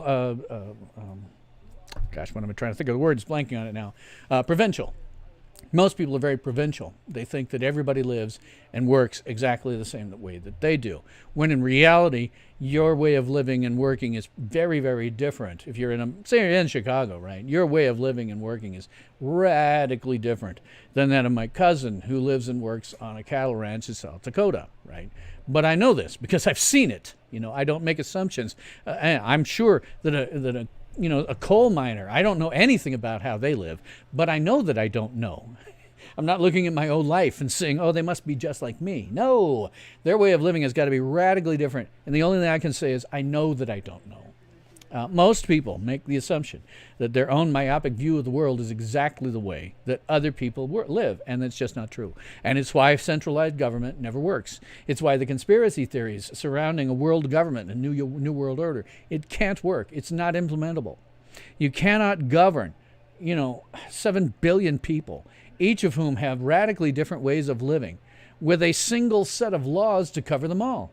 It won't work. I mean, it doesn't work now. If they pass a law that benefits someone in Chicagoland, I guarantee it's at the expense of people who live out where I do. Guaranteed. The way of living is totally different. The laws are not appropriate. Similarly, if you try to make those at a federal level, it doesn't work. You get exactly what we have, a big freaking mess. So when it comes to things like global government, I just think, no, that can't work. Suppose you make something that benefits the Chinese, right? Well, it's going to do so at to the detriment of almost everybody else in the world. It can't work. Believing in some kind of conspiracy that results in a new world order, a global government is ludicrous. You are here, and it is now. You either grab onto that and hang on to it, or you might as well be dead. NB Geek Talk says, Let's Talk says, I love when people ask me how many guns I have. I just say, that is for the person who comes into my home uninvited to find out. Yeah. I'm very lucky. Well, sort of lucky. My father passed away several years ago now. He had a gun collection that was significantly larger than my own. And for a number of different reasons, I am living with my mother right now. So all of those guns are within easy reach. If I wanted to snipe something, I could. If I wanted to put a lot of small lead pellets into something, I could. I'm good enough shot that at 100 yards, I could probably hit something pretty reliably with my Kimber Custom Classic, which is an accurized Model 1911 pistol. And, if that won't do it, there's always my trusty phaser. So, always got that. And Geeks, Let's Talk says, it cracks me up with people who ask me why I carry a gun. Well, duh. What am I afraid of? I say treat it like you would a condom. I want it and not need it rather than need it, not want it. Yeah, I mean, here in Nebraska, he gets outside of the cities, which are largely going blue at this point. All cities always go blue because they're always social. Cities are socialist in nature. So cities always go blue eventually, but it's starting to go blue here. It's more red than blue. But you get outside, into the more agricultural area, which is the vast majority of Nebraska's land area. It's not the majority it's a huge minority in terms of population. It's a huge majority in terms of ag land. But you get out there, I think you'd have a hard time finding a 12-year-old that didn't own at least a .22 rifle of some kind and aren't a pretty good shot. But with I'm good enough with my Kimber Custom Classic that if I'm careful, if I'm good, if I've not, bad weather, I can hit something 100 yards or so away with that thing if I'm working on it. Used to be the Kimber Custom Classic was a much better firearm than I was a marksman. But we had a riot here in Lincoln. If you go back and look at it, I don't remember exactly what I called it. Terrorist attack, because that's how I've been treating all these Antifa and BLM stuff, because they are. And by definition, if you watch my lower third, the definition of terrorism will go past, and they meet it. Frankly, so does today's bunch of idiots in Washington. They meet the definition as well. But I called it a terrorist attack in Lincoln, Nebraska, and I went to one of these riots and I covered it, and it was the only one I'll ever cover because not having ever been in an angry mob like that before, I did not realize how it can turn. It's totally unpredictable. But when I went down there, going in, okay, I know this is an angry mob. There was no way that I was going to go down there without my Kimber Custom Classic in the shoulder holster underneath my coat. It would just have been stupid to go down there without it. You have no idea which way a mob is going to turn, and boy, did I learn it that night. I will never go to one of those things ever again because you just don't know. Your safety is at constant risk. If you're inside one of those mobs, your safety is always at risk, and I will never go to one ever again. But yeah, carry because you don't want to have to use it. But there was certainly no way I was going to walk into that without a gun in my pocket.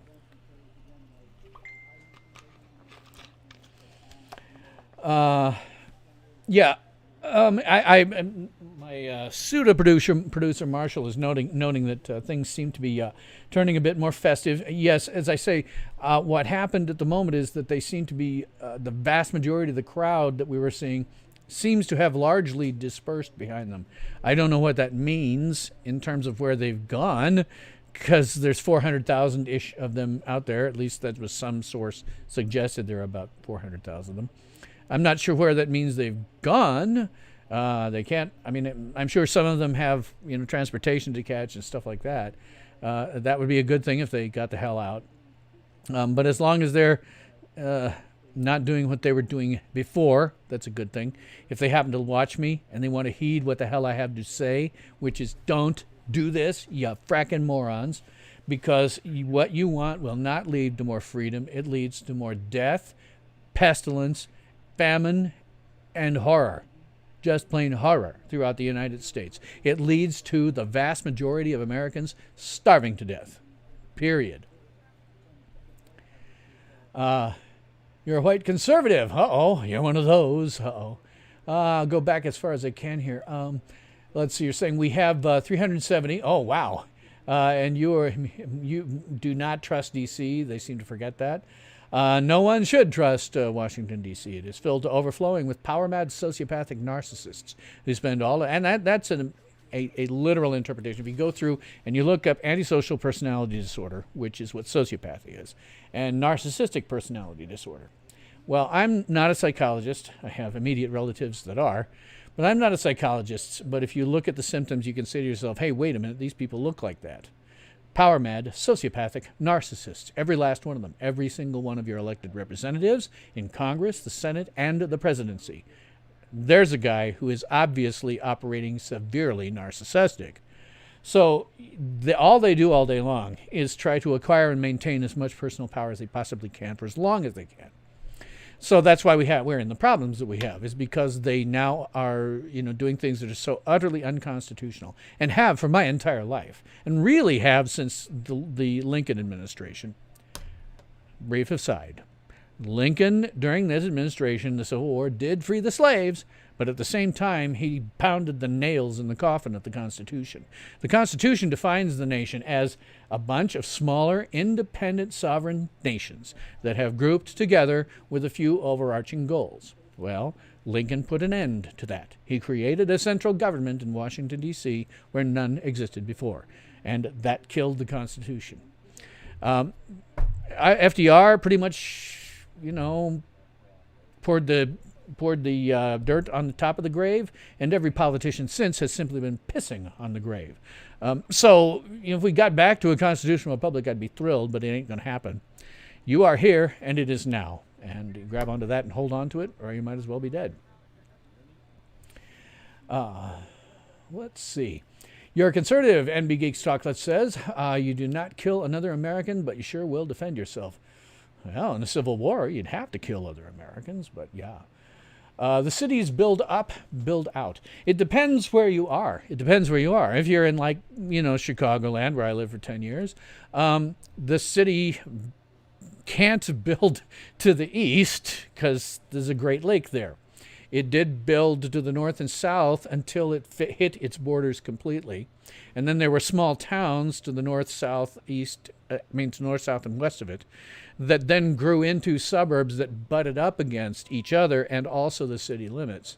But you're still dealing with a minor problem in terms of geography there. The St. Charles River was, for a long time while I was living there, kind of the outer boundary of the western suburbs because it represented a geographic difficulty to get over. Now it's pushed on past there. Damn near out to DeKalb the last time I was out there. But they're pushing out to the west because there's room there to push out to the west. They can no longer go any farther north or south because they've hit the border of both Wisconsin at the north and Indiana at the south, so they're stuck there. The only way they can move is out, or as you say, up. You get into a place like New York City, totally geographically constrained. So yes, it moves completely up. But you get to Omaha, Nebraska, which is a city of about 1 million people, about half hour to 45 minutes drive away from you. You get there, and there's a geographic barrier with the Missouri River, but everything to the west is just we don't tend to grow up, we grow out. You get into Lincoln, and our tallest building really isn't over about 15 stories. So we just grow completely out because there's nothing there to stop us. We have no geographic barriers. We can grow for the next 50 years and never feel it geographically. Also saying, sorry, the cities build up, we build out like space, yes. They're used to that way of getting on top of each other. They just do not get your way of life, and you want space. You and me both. To the chat and make comments. I can not be the only one interested in this comments. You'd be surprised. I've got 4 concurrent viewers right now, which is not unusual for me. I rarely hit more than, I almost never hit more than double digits. I don't think I've hit more than about 15 concurrent viewers ever. Nobody watches me to speak of. This is something I do as a full-time hobby. It's not anything that I ever expect to make any money off of. And it's not anything I ever expect anybody to watch, frankly. I'd be thrilled if they did, but I don't expect it. Comment about that in a second. LBJ and FDR were the worst presidents. I think you can make a case that Lincoln was the worst. As I say, he took what had been sovereign nations, shoved them together as one, and created a central government that turned into what we have today. That is directly his fault. The slaves may have been freed, which was a great thing. The slaves may have been freed, and that was a great thing. Great accomplishment. But at the same time, he destroyed the United States as it had been prior to that. He destroyed it completely. And he violated the Constitution anyway, constantly. A lot of people don't know the lengths that he went to violate the Constitution, smashing the presses of northern newspapers that would disagree with his policies, not worrying about posse comitatus, all kinds of stuff that he did that violated the Constitution and basically threw it in the grave. Other presidents may have pounded some nails, thrown a little dirt on his coffin, but really most of them ever since have just been pissing on its grave. It is a dead document at this point, like it or not. Oh, you're from Granite City, Illinois. Okay. You saw the Ark many times, but Cook County runs your state. Absolutely. That's why when your wife and you wanted to move to Illinois or Indiana, you were in the NFW.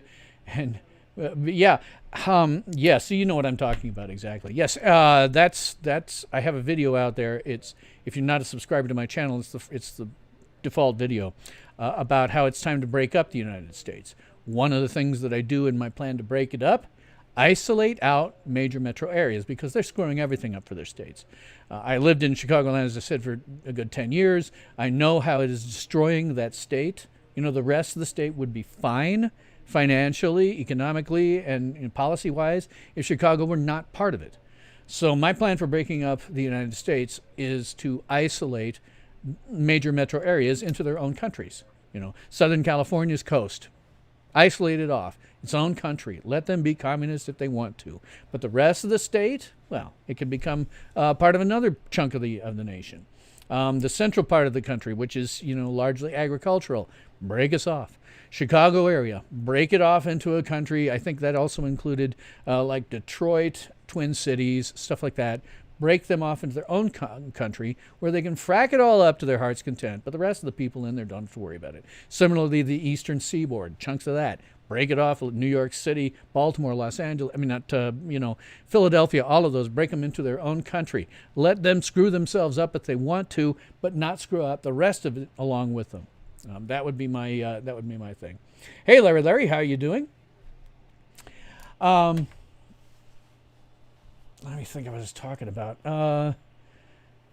But in terms of wanting space, I'd be thrilled someday if I had 10 or 20 acres out in the middle of nowhere in South Dakota to go to spend the final remaining years of my life.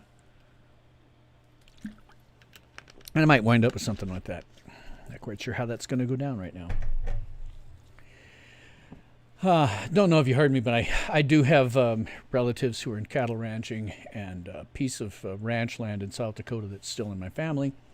It's part of my bug-out plan if this goes down as badly as it could. I'm happy to see that things are dispersing now, and that's a good thing. I do wonder where they've all gone. They can't just have disappeared. Hopefully a lot of them are getting in their cars or getting on planes and heading home.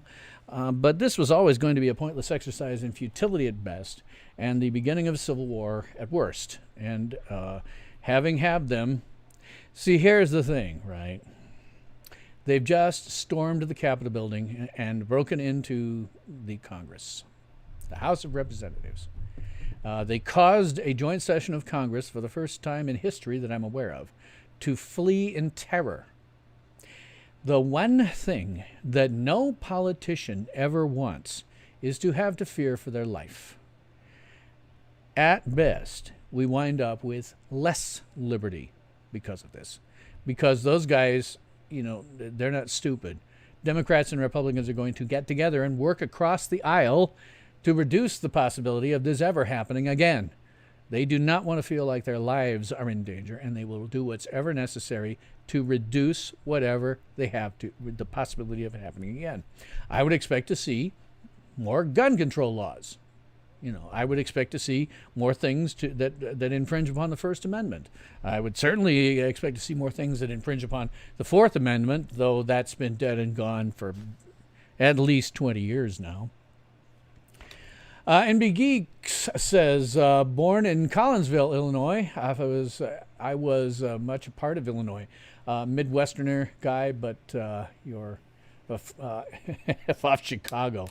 My kids grew up in the metro area there, and it was fascinating to me to watch. It was totally fascinating for me to watch. I was in South Dakota, North Sioux City, South Dakota, when I was divorced, and my ex took the kids and went to live in Chicago with them. It was very difficult for me to find a job there because my child support was such that I had to get a job that would have been at least into the six figures so that I could both pay my child support and afford to live as dirt poor as a church mouse. Couldn't ever quite get it done. So I went and drove from Des Moines, which is where I eventually settled. It was the best I could do. Des Moines to Chicago pretty frequently, at least once a month, sometimes twice. It was really interesting to watch because I watched the city decay before my eyes. If you're living somewhere, you don't really see the changes. Right. It happens on an ongoing basis, and you're here, and then suddenly one day you find out, oh, wait a second, I'm suddenly down here, and all the stuff that I knew when I was a child isn't there anymore. But it doesn't hit you. If you're doing something like I was, which is driving to Chicago once or twice a month, you get to watch the decay happen. You go and you go, oh, this has just gone down the crapper. Go away, come back. Oh, more of it's gone down the crapper. More of it's gone down the crapper. I mean, I literally watched it decay for a good 15 years. It was a long decay. Most people don't know how bad it is. Somebody who lived there 10 years ago, 20 years ago, probably knows that something has changed, but they can't quantify it, and I can quantify it, all right. Larry says protesting is a right. Maybe they need to burn and riot to have the cops stand down. Well, in point of fact, burning and rioting isn't protesting, no matter who does it, Marshall says. But in point of fact, they had roughly 400,000-ish, nobody's quite sure at this point, but something like 400,000 people show up at the Ellipse. Then they had President Trump, who had been inciting them for a month, show up and personally incite them to go to the Capitol steps. He said he was going to go with them, didn't, but sat there and incited them to go. Then they went to the Capitol steps. They breached the Capitol building. They breached the Hall of House of Representatives. They breached them. They broke in. They caused a joint session of Congress in session to recess and for everyone there to head for the hills. A woman who broke in was shot.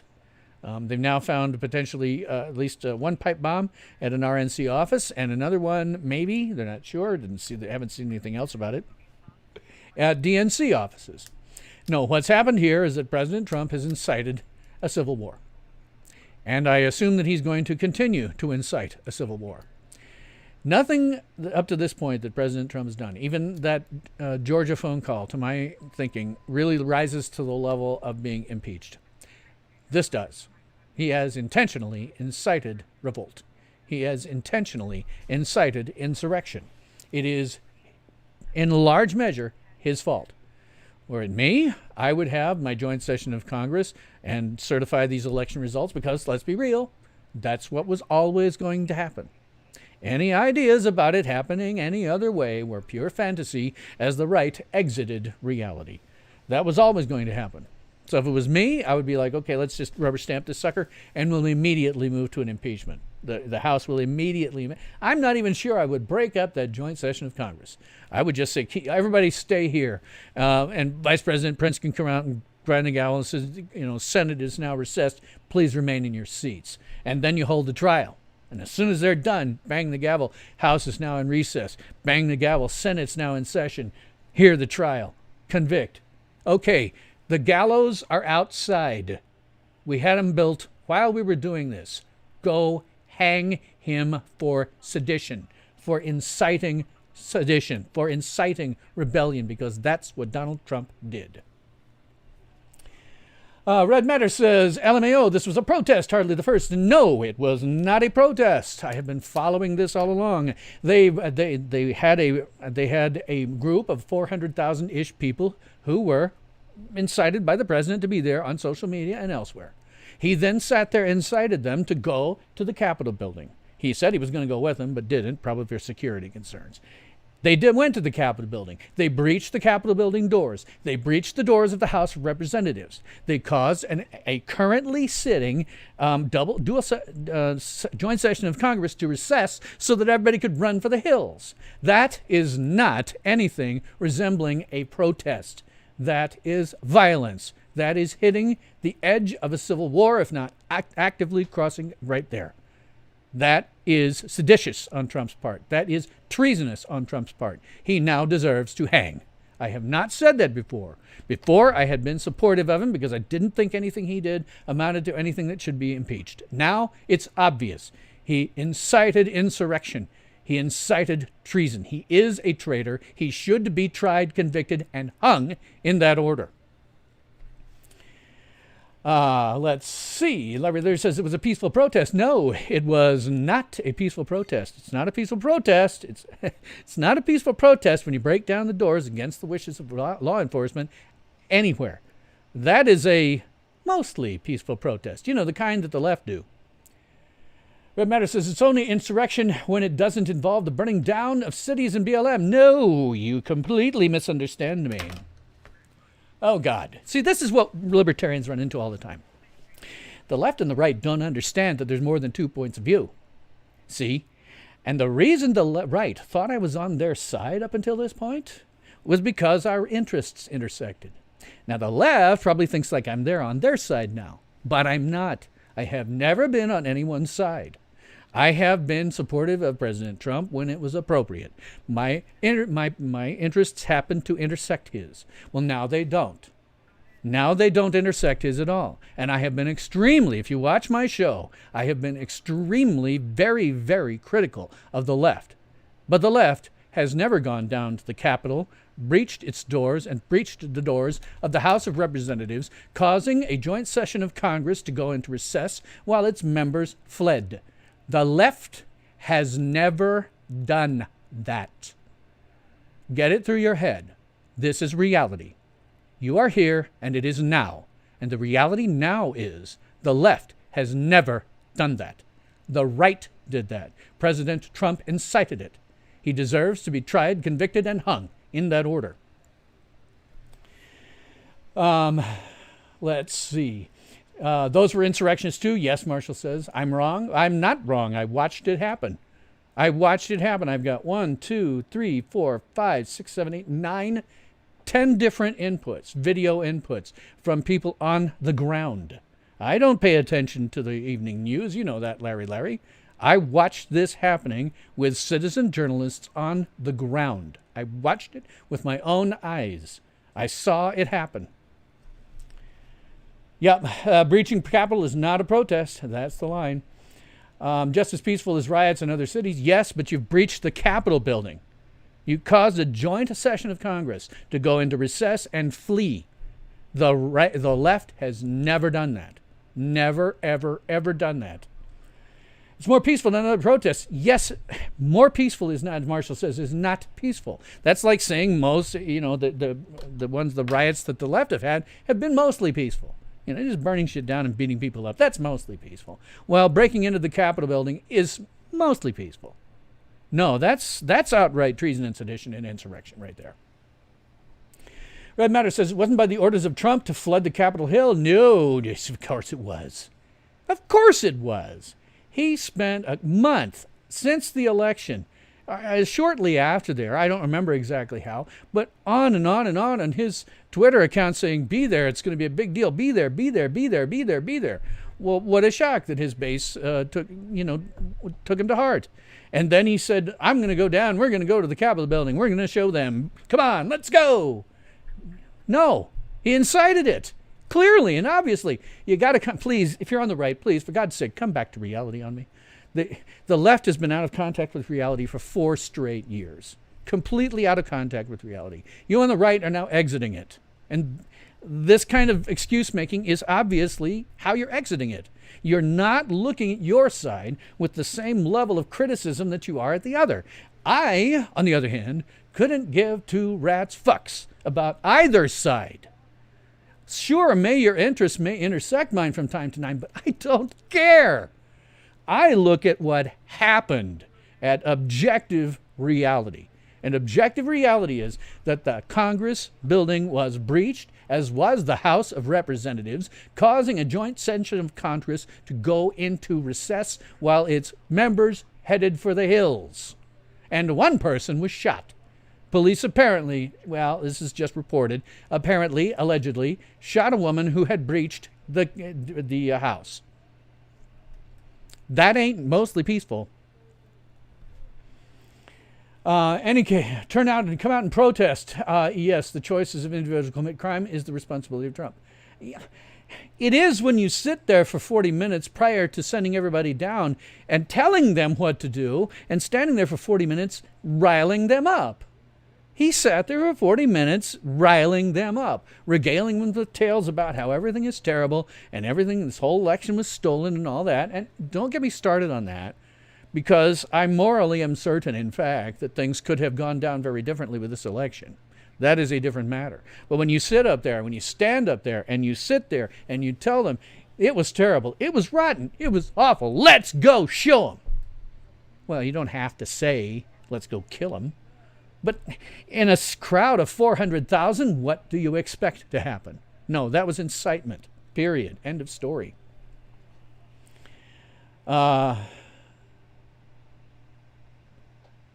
Let's see, someone's gone, Marshall there. He said, Antifa are not there inciting? Apparently not much. I mean, why would they need to? The right are doing it. Yeah, there were some reports of them last night, but there haven't been any significant reports of it today that I'm aware of. This has been them.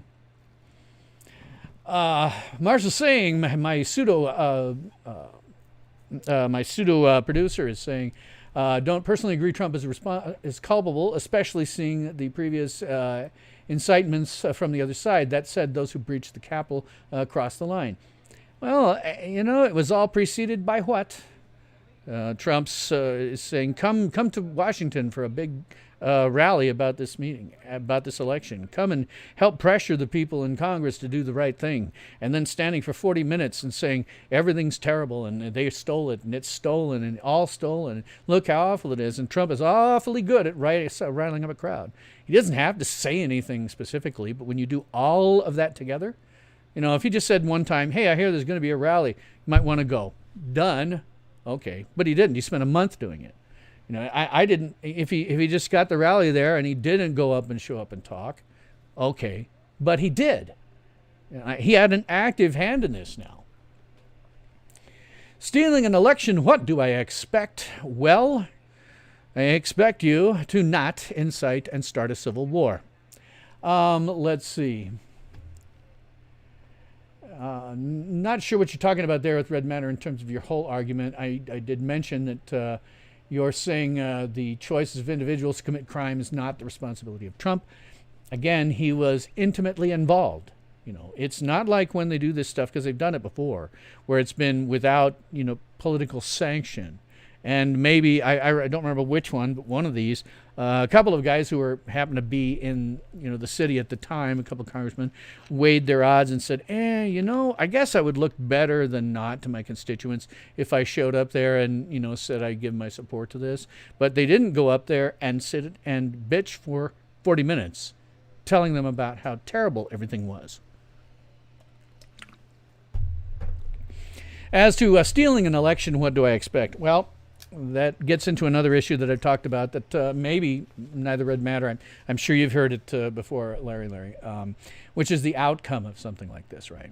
The immediate outcome, I assume, is that what's going to happen is they're going to, as soon as this crowd gets the hell out, the joint session of Congress is going to go ahead and certify those votes pretty quickly.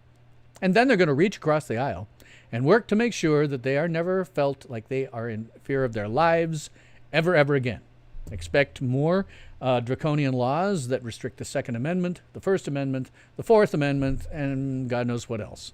They will happily work across the aisle when they feel like their lives are threatened. And they felt like their lives were threatened today. You do that, you better kill them all, because they're just going to make things worse now.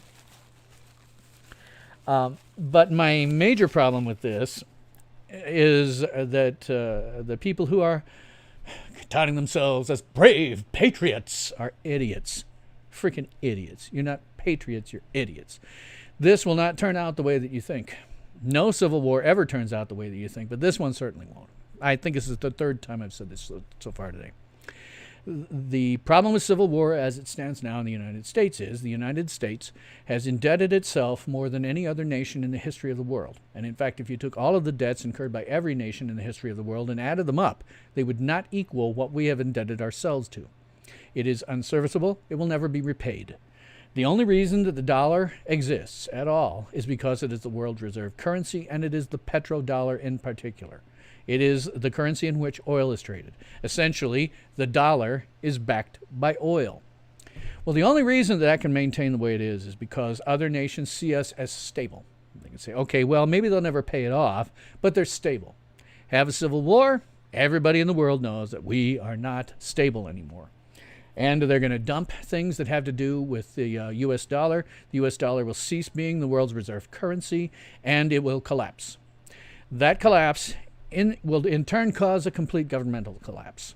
Somewhere in there, and I don't know where it falls, but the impact of that dollar collapse will be a collapse of the food supply transportation infrastructure.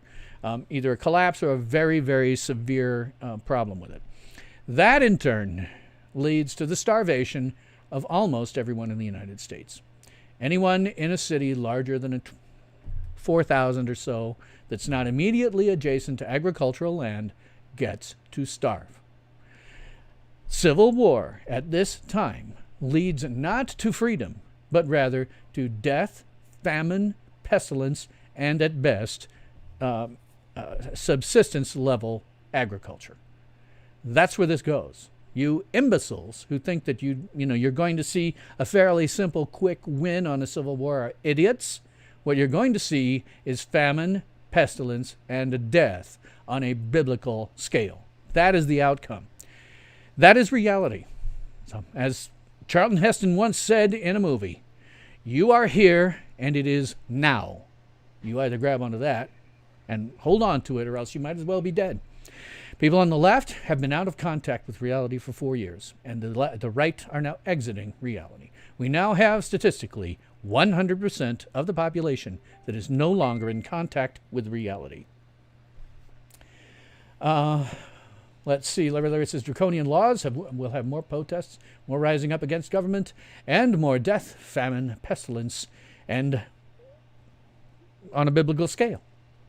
If you live in a city and we have civil war, you're dead. You get to die a very horrible death. If you're lucky, you die early, because if you're not, you'd be a cannibal. Make no mistake, cannibalism would occur in those circumstances. Red Matter says, I don't think this is civil war quite yet. It would have to involve the cost of more than a few lives and the incrimination of entire regions of the country before something could go quite so far. All civil war needs to be is an attack on the government. That's all it needs to be a civil war. And we've clearly hit it. Today, the right broached the doors of the Capitol and of the House of Representatives. Kind of looks like civil war to me. Civil War II, Marshall says, will not be state v. state. Its ideology, pure and simple, will be left v. right. Yeah, for as long as they happen to live, which won't be that long. Famine, starvation, death, and a pestilence, more or less in that order. When you have 9.7 million bodies in Chicagoland and decomposing, you're going to have a very, very large area around them that is going to be pestilence. Hopefully, you're not downwind most of the time. From where I'm at, fortunately, our nearest city from where I am is, about Los Angeles, but you got to hit the Rockies. The wind comes from the east and from the west to the east. So if I get out to my family's ranch land in South Dakota, likelihood is the pestilence won't hit me. But if you're anywhere with, downwind of a major metro area for hundreds of miles, even if you don't starve outright, which you probably will, you get to deal with pestilence. You get to deal with cholera and all kinds of other things that we don't currently have right now. Marshall says that Bitcoin is up $500 in 90 minutes. Marshall was telling me that offline, because he's in Bitcoin and I'm not. I was stupid. I never thought anybody would be dumb enough to pay for a few microamps of current sustained over a few milliamps of time. You can get more electricity scuffing your feet on a shag carpet. But apparently they are. It's totally an investment instrument. But he was suggesting to me that the reason that it goes up is when you get fear, uncertainty, and doubt, and people start investing in alternative things. He knows more about this than I am. He's made money off of it. He's probably right. So if you use that as any kind of gauge, you're looking at people generally who are experiencing fear, uncertainty, and doubt because of this. If the left can call actual rioting, burning, and killing peaceful protests, then we can call this more peaceful protests. No.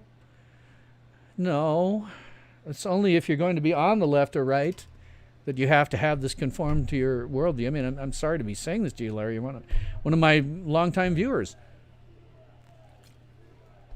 But as somebody who doesn't care at all about any of them, I look at the left and I say there's some people who've been violent for, I think, 224 days as of today.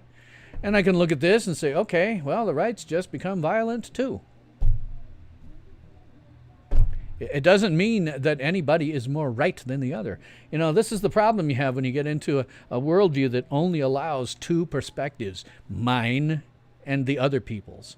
You have to say, because you're invested in mine, you have to say mine is right, the other people is wrong. Therefore, if they're doing something wrong and I do something that's only a little bit wrong, then I'm right.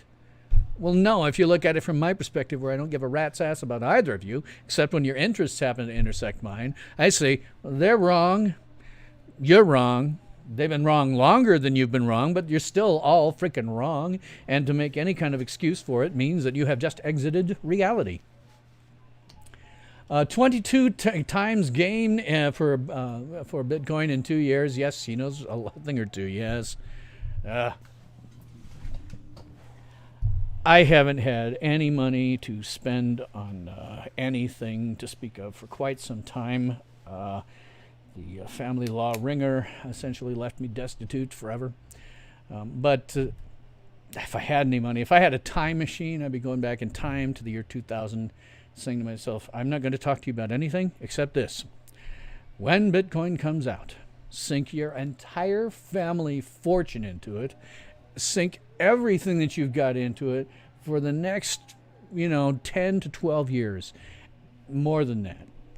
Sell the thing in or about, the beginning of January 2021, and you will walk away a freaking billionaire. If I waited around long enough and saw where it was going to top out at, then I'd be able to say, okay, wait, until March, something like that, and then come out and sell it. It just, I wish I had both the money and a time machine. I never thought anybody'd be that dumb. It is a fiat currency backed by precisely nothing. This whole notion that that the internet backs its value is ridiculous. It is a bunch of ones and zeros that are backed by precisely dick. And at some point, it will fall apart. I mean, doesn't represent anything. It's just totally a wild investor's instrument. I mean, Marshall may have a different opinion about it than me, but it's worth nothing ultimately. You can get more electricity by rugging your shag carpet, feet in your shag carpet. Channel trading cryptos is the only way to make a decent return. Well, I don't know what channel trading is necessarily, because I've never been able to have any money to do it. But hey, he knows more than I do about this. I always assumed that nobody was that damn stupid, and I always have to remember, 50% of people out there are below average intelligence. Minnesota Capitol entered by protesters. How is this different? This is the nation's capital. It's the federal government. It affects everyone. Now, what happened in Minnesota is wrong. No question. It was wrong. But it affects Minnesotans. It is potentially an insurrection against the Minnesota government. This is insurrection against the federal government. It affects every single human being. A joint session of Congress was forced to go into recess, and everyone was forced to head for the hills because of this. If they hadn't, I think that the one or two people who breached the doors would have been followed by many, many others. Can you imagine what would have happened if they knew there were people in there? I mean, they went in there with blood in their eyes. There's no question about that. They had absolute blood in their eyes. But if there'd actually been people there, I'm not sure any of them would have made it out alive. When you get into a mob of 400,000 people, the one that I was in that was don't know, a couple of hundred people. That was unpredictable as hell and scared the hell out of me. I'm never going to one of these things ever again. But a mob of that size, if they broached the place and said, hey, there's, they're here, what would happen? Nothing good that I can think of. At best, I think you could, have Capitol Police shooting the ones in the front, but they'd be overrun as well. There aren't enough bullets. If they weren't deterred by the fact that there were bodies in front of them, well, they probably kept going. And I don't know which way it would go, because you have these idiots going, oh, we are patriots, ushering in a new age of famine, death, starvation, pestilence on a biblical scale, because we are patriots. You have them doing it, and they might say, well, there's some dead people over there. I'm willing to die for famine, pestilence, and death. They don't know that that's what they're headed for. They think they're going to get freedom. They're not. Buy the big dips. Yeah, okay. Sell on a decent profit, 20% plus. Wait for the next dip. Okay. Yeah. Not going to be buying anytime soon, that's for sure. Going to wait for it to drop again. Yeah, I mean, that's happened once before. The major one that I saw that I noticed before this particular big, giant, pointless skyrocket for no reason. I thought, okay, the time to get rid of it was the first week in December of 2017. And then it went up $10,000, $15,000 more than it was worth then. It's all so irrational. I mean, like you say, the best you can do is say, okay, buy low and hope that it doesn't go lower. and some, those 50% of people whose intelligence is below average will continue buying the stuff with no conception of what it really is, which is what they do. Let me look at some of my inputs here, because I'm okay. I'm still live on the one that's global news. Still live on the one that's there. If I had to guess, looks like more people are starting to show back up. I don't know. It's hard to tell in the dark how many people are showing up, because there was, 400,000 people there, but for the longest time I wasn't seeing a cam shot away from the Capitol building. When it finally did, there weren't that many people left. They'd started to disperse. Yay. Thank you, patriots fighting for famine, death, and pestilence. Thank you so much for dispersing. Please go home. Don't do this again. What you're fighting for is famine, pestilence, and death. Yeah, hope is not a strategy. Well, I get that, but I don't see how you can actually predict with any certainty that it's going to go back up. I mean, I don't know. Maybe you're just banking on the fact that 50% of the population operates below average in terms of intelligence. I don't know. Maybe you just bank on that. Maybe I could just say, there are so many dumb people out there who will keep buying this crap that it's safe forever. I don't know. Maybe you know better than that. Maybe it's just at a point where you can say, yeah, there's so many dumb people out there that you can count on them,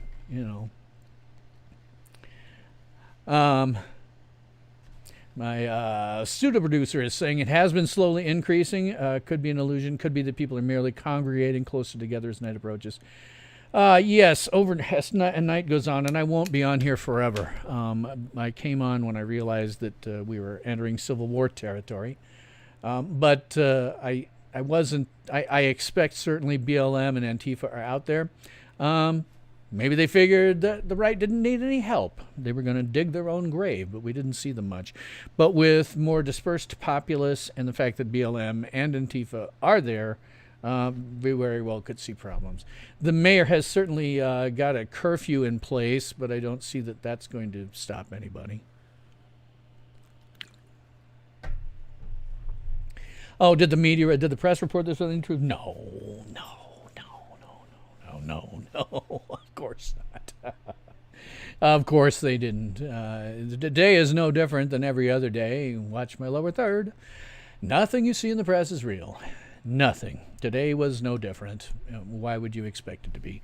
Those dimwits can't get the facts right, even if they're trying, and they try very, very infrequently. Certainly they wouldn't try on something like this. I haven't paid the slightest bit of attention to them. I never do. I always watch alternative media, typically live streams on the ground if something is happening. I've got a couple of I've got one up that's showing 1, 2, 3, 4, 5, 6 different shots of things going on in D.C. So I like to watch those, particularly people who just point their cameras and shut up, because it means that I can come to my own conclusions about what I'm seeing rather than have some talking head droning in my ear some propaganda about what I'm seeing. And I always listen to first responders. I've been listening to the D.C., who is it? Sorry. The Metropolitan Washington Airports Authority, which has had a pretty good... hang on a second. Okay. Which has had a pretty good number of listeners throughout the day. But most of the stuff going on in terms of policing and law enforcement is happening on encrypted frequencies that I can't hear. But I certainly never pay attention to the press. Nobody should ever pay attention to the press. I always go first and foremost to first responders because they're right on the ground. You can hear what's happening. And beyond that, try to go to things like, just lost my multi-stream, unfortunately. And you could just go and watch, other people's on-the-ground videos of what's going on, preferably, again, where they point their cams and they don't say a damn thing. If they didn't get in the Capitol building, do they have the right to protest? Sure. Absolutely. Yeah, you absolutely have the right to protest. What you don't have the right to do is to break in. I'm surprised to have to tell anybody that. You don't have the right to break in. It doesn't matter what, and certainly put your, representatives in a position where they correctly believe that their lives are at risk. I mean, seriously, what if they hadn't left and those people had started breaking in and there's 400,000 of them behind them? What would have happened? They'd have killed them all. They'd have slaughtered them there right in the house. There's no question. In a crowd that size, of course that's what's going to happen. They're going to slaughter them. They're going to do horrible things to their bodies. Some of them they're going to do horrific things to and torture and stuff. Of course they would. What else would happen in a crowd that size? It's a foregone conclusion. That's why they fled. It's stupid to even do that. It was like in Minneapolis when they overran that police station. If they hadn't fled, then the people who were rioting would have killed them all, right? They would have killed them. They were out for blood. So was this crowd, out for blood. That's what they were out for, was blood. You have sufficiently now frightened all of your politicians, and they will work across the aisle now to make sure that that never happens again. And that means continuing to curtail your freedoms, as they've been doing my entire life. They're going to come down even more because the one thing they really can't stand, any of them, is feeling like their lives are in danger. Maybe the swamp needed a little scare. The swamp is about to cut your Second Amendment rights. It's about to cut your First Amendment rights. It's about to cut your Fourth Amendment rights even more than they've already been. Because the one thing that they really don't like on either side is to feel like their lives are threatened. So, yeah, they're going to do whatever they're going to reach across the aisle and work together to make sure that that doesn't happen ever again. This never turns out the way you want. It just doesn't. I always wonder about my viewers because I don't know how many are ex-service people. Because in my experience, service people who've actually been to combat never want to see it again. They just never want to see it again. And so they understand when I'm talking about, people living off in this fantasy world where they imagine that they're going to have another glorious revolution and it's all going to go down perfectly and we're going to wind up with freedom. And that's never what happens. That's just never what happens. Historically, revolutions are met with fewer freedoms. I mean, do you really think that in a successful revolution we would have a return to a constitutional republic that has not existed since the Lincoln administration? I mean, do you really think that's what's going to happen? Because in my opinion, what happens is you get the Constitution ejected and something far more restrictive put in its place. This whole I'm a patriot and I'll do what's necessary. Well, you're not going to get what you want. It is a little fantasy that you built up in your head. It is a result, to some extent, of watching TV and movies for so long that you believe that they're real. I see this all the time with people. They watch this stuff and they think it's real. I have people on social media that keep doing things like trying to bring up using a movie as an example of something. I'm like, no, you can't use a movie or TV show or anything else like that as an example of something. One of the things that was really smart, because a long time ago in a galaxy far, far away, I was once an actor, and my old acting guru, the late, great Dr. William Morgan, had a statement that seems kind of trite, but when you really sit down and think about it as someone who was in that field, you start to realize, oh, wait, that's massive implications. What he said was, theater is planned, rehearsed spontaneity. Now, he was saying that from sort of actor's perspective. Hey, you're trying to look and act spontaneous. But what it really translates to is nothing that you see in a film or TV or theater or anything like that is anything like reality. Even if it's a docudrama, they're going to get it wrong.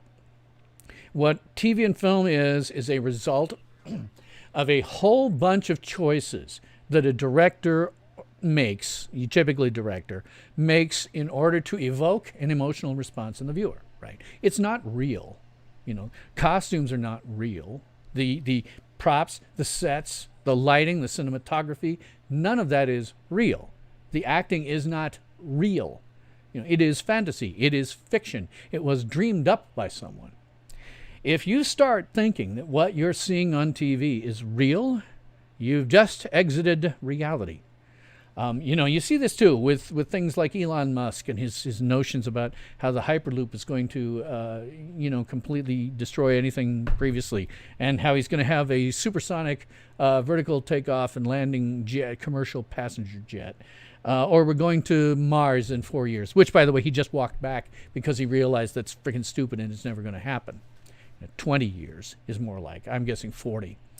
But it's because people have been watching science fiction for so long that they believe that that kind of thing is possible. I suspect if you asked a lot of those people who are 50% and below average in terms of intelligence, if you asked them, can we go faster than light, they'd probably say, what's that? And when you said, okay, well, can we go to another planet fast? They'd say, oh, yeah, sure, that's no problem. We just go there. No, we can't.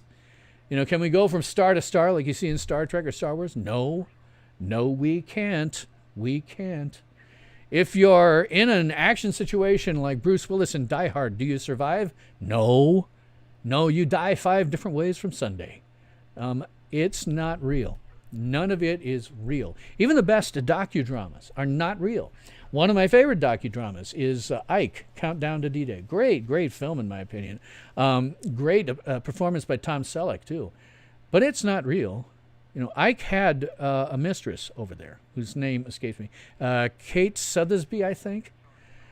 She said in her, she talks about her having a romantic relationship with him. She is not in that film. The character is not in that film, despite being a major part of Ike's life. She's not in that film, and that's because they had to take events that occurred over roughly a 1 month period, and condense it all down into an hour and a half worth of movie. It's not real. It is all planned, rehearsed spontaneity. Everything about it, even the rain. Yes, it was factually accurate that at one point there was a series of thunderstorms that actually did in fact delay the D-Day invasion and then made them really nervous when they actually did it. But if you go down and you look at how did they do that? Well, they were shooting out. They did exterior shooting that one day, and so the way that they did the exterior rain was they had a bunch of rain machines. That rain isn't real. The volume of the rain is, the amount of rain that comes pouring. Is it pouring? Is it light? That's not real. That is a choice made by the director. He could as easily have a torrent as having a light drizzle. He made a choice. It may have been historically accurate, I don't know. But it was still a choice. It was an intended choice that they made. No TV or film ever is real. And when you start believing that stuff like that's real, when you've been watching so much of it, and you lead an incredibly sheltered life and coddled life, as we do in the Western world, then you start thinking that you're going to be a brave patriot, and you're going to take it all down and make it free again. That's not what happens. Not in reality. Not ever. The American Revolution was kind of a fluke. If you look at other stuff throughout history, you will discover that revolutions, civil wars, do not turn out like the brave patriots that they believe they are wanted it to turn out. They're just not. They just don't turn out that way. Fantasy is fantasy. Reality is reality. And you need to be able to tell the two apart. We are now in reality. You are here. It is now. You might as well grab onto that and hang on, or else you might as well be dead. And where we are right now is that we have a group of 400,000 people that were incited by the president all the way almost to the steps of the Capitol, who breached the Capitol and then the House of Representatives, who were forced to flee in terror for their lives. Correctly. So, I'm down to only about 4 viewers right now. How long have I been on? I don't have a listing of how long I've been on here.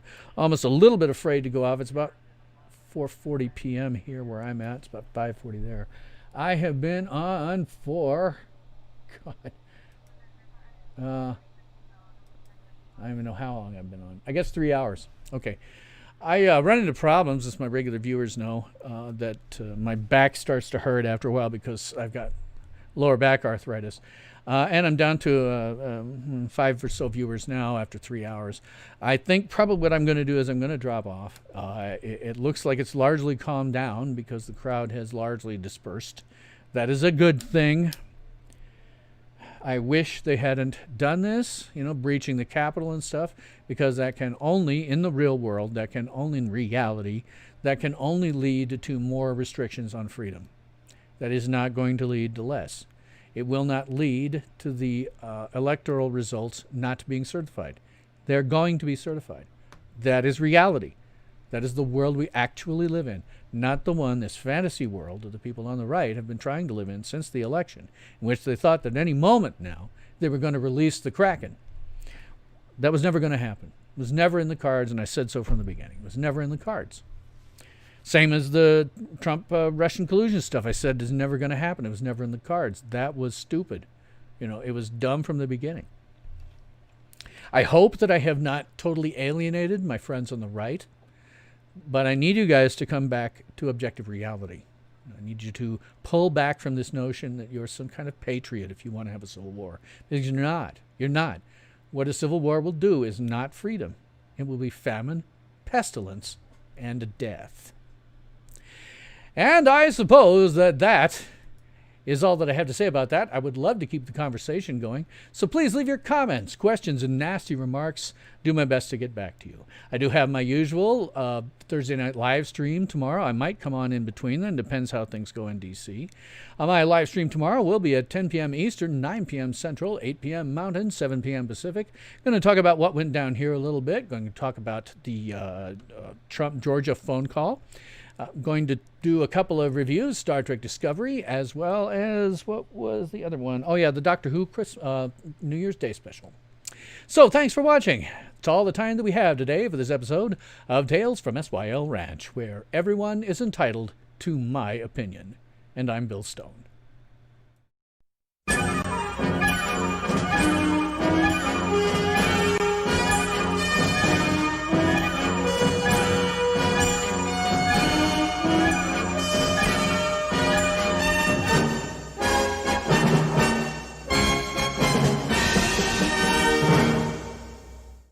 Ultimate power in this world has always been one simple thing: the control and manipulation of minds.